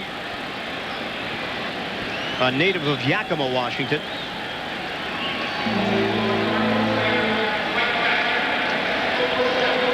False start called on the Miami offense. James Brown, the right tackle. And for Marino, so ends his 16th regular season. Coming up just short of 3,500 yards passing, 23 touchdowns, 15 INTs, 37 years old. And you can bet he'll be back for year number 17 next year. Heward's pass was almost picked off. Ray Buchanan had a shot at it. Nate Jacquet, the intended receiver, on the sideline. And at this point in the game, Ray Buchanan and company, they're just having fun out there. They don't want to leave the game. You want to go on the sidelines with some players, but a lot of players say, hey, I'm going to be out here for the full duration, and I've started the season. Let's finish the season, the last play of the season of the regular season. And he's out there having fun. That entire secondary loves to play together. Eugene Robinson, William White, the strong safety, Ronnie Bradford, Michael Booker played a lot this year for the Falcons. Those guys know how to have fun. On 2nd and 15. Over the middle. And the catch made by Gadsden. Out to the 21-yard line. Some look at the Miami players. Now keep this in mind. This Miami team is A, going to the playoffs, B, hosting a playoff game next week. But you would never know it from the looks on their faces, considering what has transpired here this afternoon at the Georgia Dome. Well, as an athlete, when you're embarrassed and humiliated in front of 70,000 plus fans and all over the country, it means something to you. The game means something to you, and they know in the back of their mind they've got to regroup in a hurry to play better in the playoff game next month. On 3rd and 9, floater down the sideline. Rondé Gadsden bringing it in at the 45-yard line. He can make circus catches. And he's amazing when he goes after the football. Everybody knocks him on his feet, but I love the way he has his body in position to catch a pass, and his size and strength, and has tremendous body control. A new career high for Gadsden receiving yardage in a game. 8 catches, 137 yards. Not bad for a guy who was not on this roster during training camp.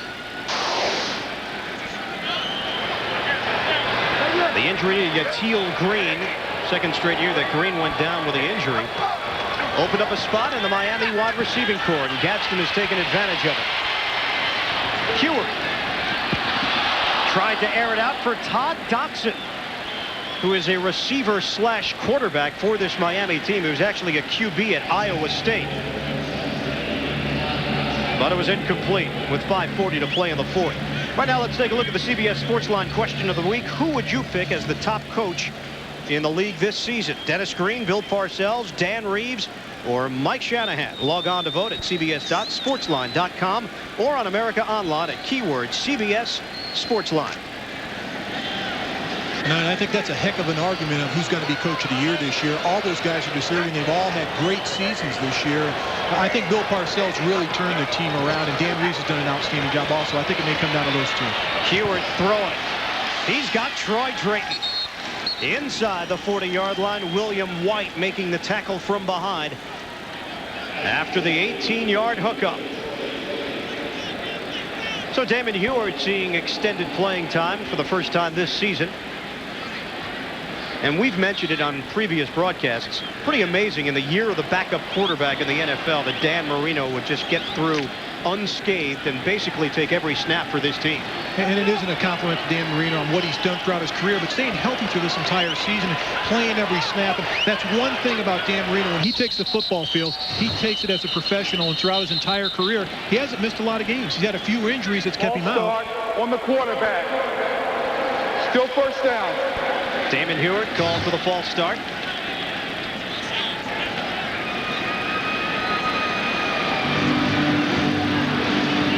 Coming up next, game 2 of our doubleheader. Some of you will see Seattle at Denver as the Broncos try to right their ship as they prepare for the postseason. Seattle wrapping up the regular season, not making the playoffs once again. And others will see San Diego at Arizona. Playoff ramifications in that one with the Cardinals trying to qualify for the postseason. On a 1st and 15 from the 42. Play action. Heward's in trouble.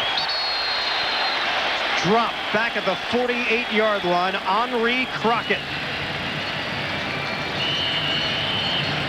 3rd sack of the day for this Atlanta defense. And this Atlanta defense is not letting down. Defensive coordinator Rich Brooks comes with the blitz on the outside, does not let down. On one side, you've got Henri Crockett. On the other side, you've got the rookie Keith Brookings putting pressure on quarterback Damon Heward. But this team on first down still goes after the quarterback this late in the game. I want to take a moment just to thank our crew this season. What a tremendous job our producer Vic Frank, director Suzanne Smith did this year. Associate Director Sean Kirchikoff. Heward throwing. He lost the football. William White scooping it up. And that's the way it's worked all day long as Rondé Gadsden couldn't hold on to it. 6th turnover of the day. And that's the game in a nutshell. Atlanta cruising with just over 4 minutes left. CBS is sponsored by Bud Light. For the great taste that won't fill you up and never lets you down, make it a Bud Light. And by Staples, the office superstore. The Atlanta Falcons on the verge of winning their 20th game over their last 24. Falcons doing a little bit of everything today. Big plays on the offensive end. Some defensive stands as well, especially in the red zone. Turnovers. Ken Oxendon is in the backfield. Oxendon has some room. Ken Oxendon spinning his way into Miami territory. Stepping in for Jamal Anderson, whose day came to a close earlier this quarter. 21-yard gain for Oxendine. For Anderson, what a season it has been. Broke the NFL record for rushing attempts in a campaign, 410. James Wilder from Tampa Bay had the previous mark. Broke touchdown rushing record, team records, and overall touchdowns as well, and rushing yardage records for the Falcons, previously held by Gerald Riggs. New quarterback for the Falcons, it's Tony Graziani, second year out of Oregon. Give it off for Oxendine. Oxendine very close to first down yardage. 9. Head coach Dan Reeves has to have a smile on his face. The way that his team came out and played from start to finish, starting the game off the way they did, scoring the way they did, but playing in the game within themselves and finishing the season off the right way. Falcons have that first round bye. Then they will be at home 2 weeks from either yesterday or today. Possibly a matchup with the Dallas Cowboys, the number 3 seed. Gary Downs now in the backfield as a fullback. Played for Reeves with the New York Giants. And Oxendine getting the call. Needed 1 for the first down. Some other people we should thank. Our associate, broadcast associate, Sellers Shy. Also technical director, Chris Romanek. Statisticians this season, Dave Freed and Neil Silver. Our editors, Eric Lund and Kelly Buccino. And Jim Stamus, our spotter throughout most of the campaign. 2-minute warning. We're ready to wrap this thing up. 38-16, Atlanta. It's a champion of the Daytona 500. The Daytona 500 is on CBS. The Atlanta Falcons will win their 9th consecutive game. They lead Miami 38-16. Don't forget, coming up next on CBS, doubleheader action. Game 2 at Seattle at Denver, or San Diego playing at Arizona. Chris Chandler, Steve DeBerg. A lot of laughs here today for the Atlanta Falcons. Got off to the quick start, and they just never looked back. Miami had some chances to get back into it. They were unable to take advantage. Oxendine getting the carry. The executive producer of CBS Sports is Terry Ewert. The senior producer of CBS Sports, Eric Mann. And the NFL Today, directed by Bob Matina. We'll step aside with 1:49 left. 38-16. Atlanta in charge. CBS is sponsored by Hertz. Nobody does it exactly like Hertz. And by IBM. Are you ready for e-business? The Atlanta Falcons, only their 2nd division championship in the team's 33-year history. Harold Richardson, the general manager of the Atlanta Falcons, on the sidelines wearing a headset. In fact, wearing Dan Reeves' headset. Obviously, some roles have to be shuffled around in Reeves' absence. Falcons are hoping that the head coach will rejoin the team on the sidelines for their first playoff game. Graziani on the handoff for Oxendine. With 1:05 left. Clock is rolling. How good is this Atlanta team? I know you're high on Minnesota. Are the Falcons on that level? And I think the reason why they're on that level, I agree with that. I think they're close to Minnesota because of their running game. And not just Jamal Anderson, the guys up front have done a tremendous job this season. Their play-action pass, the way they carry out their fakes, takes a lot out of the defense. And the way Rich Brooks has coached this defense, I think that they're contenders right up there. I think the final 2 games may be in the NFC, Atlanta and Minnesota. What about Miami now hosting Buffalo next week? Yes, it is at Pro Player Stadium, but it is against a very good Bills team. Well, they need to go back and regroup and do it in a hurry. I think Jimmy Johnson has to tell this team, forget it, wash it out of your systems, it's over, let's be on next week's game.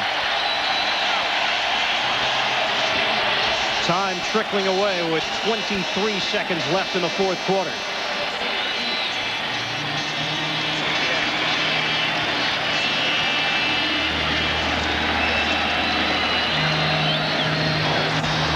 We're coming back to Atlanta in a moment. Step aside for the final time. 38-16. Falcons.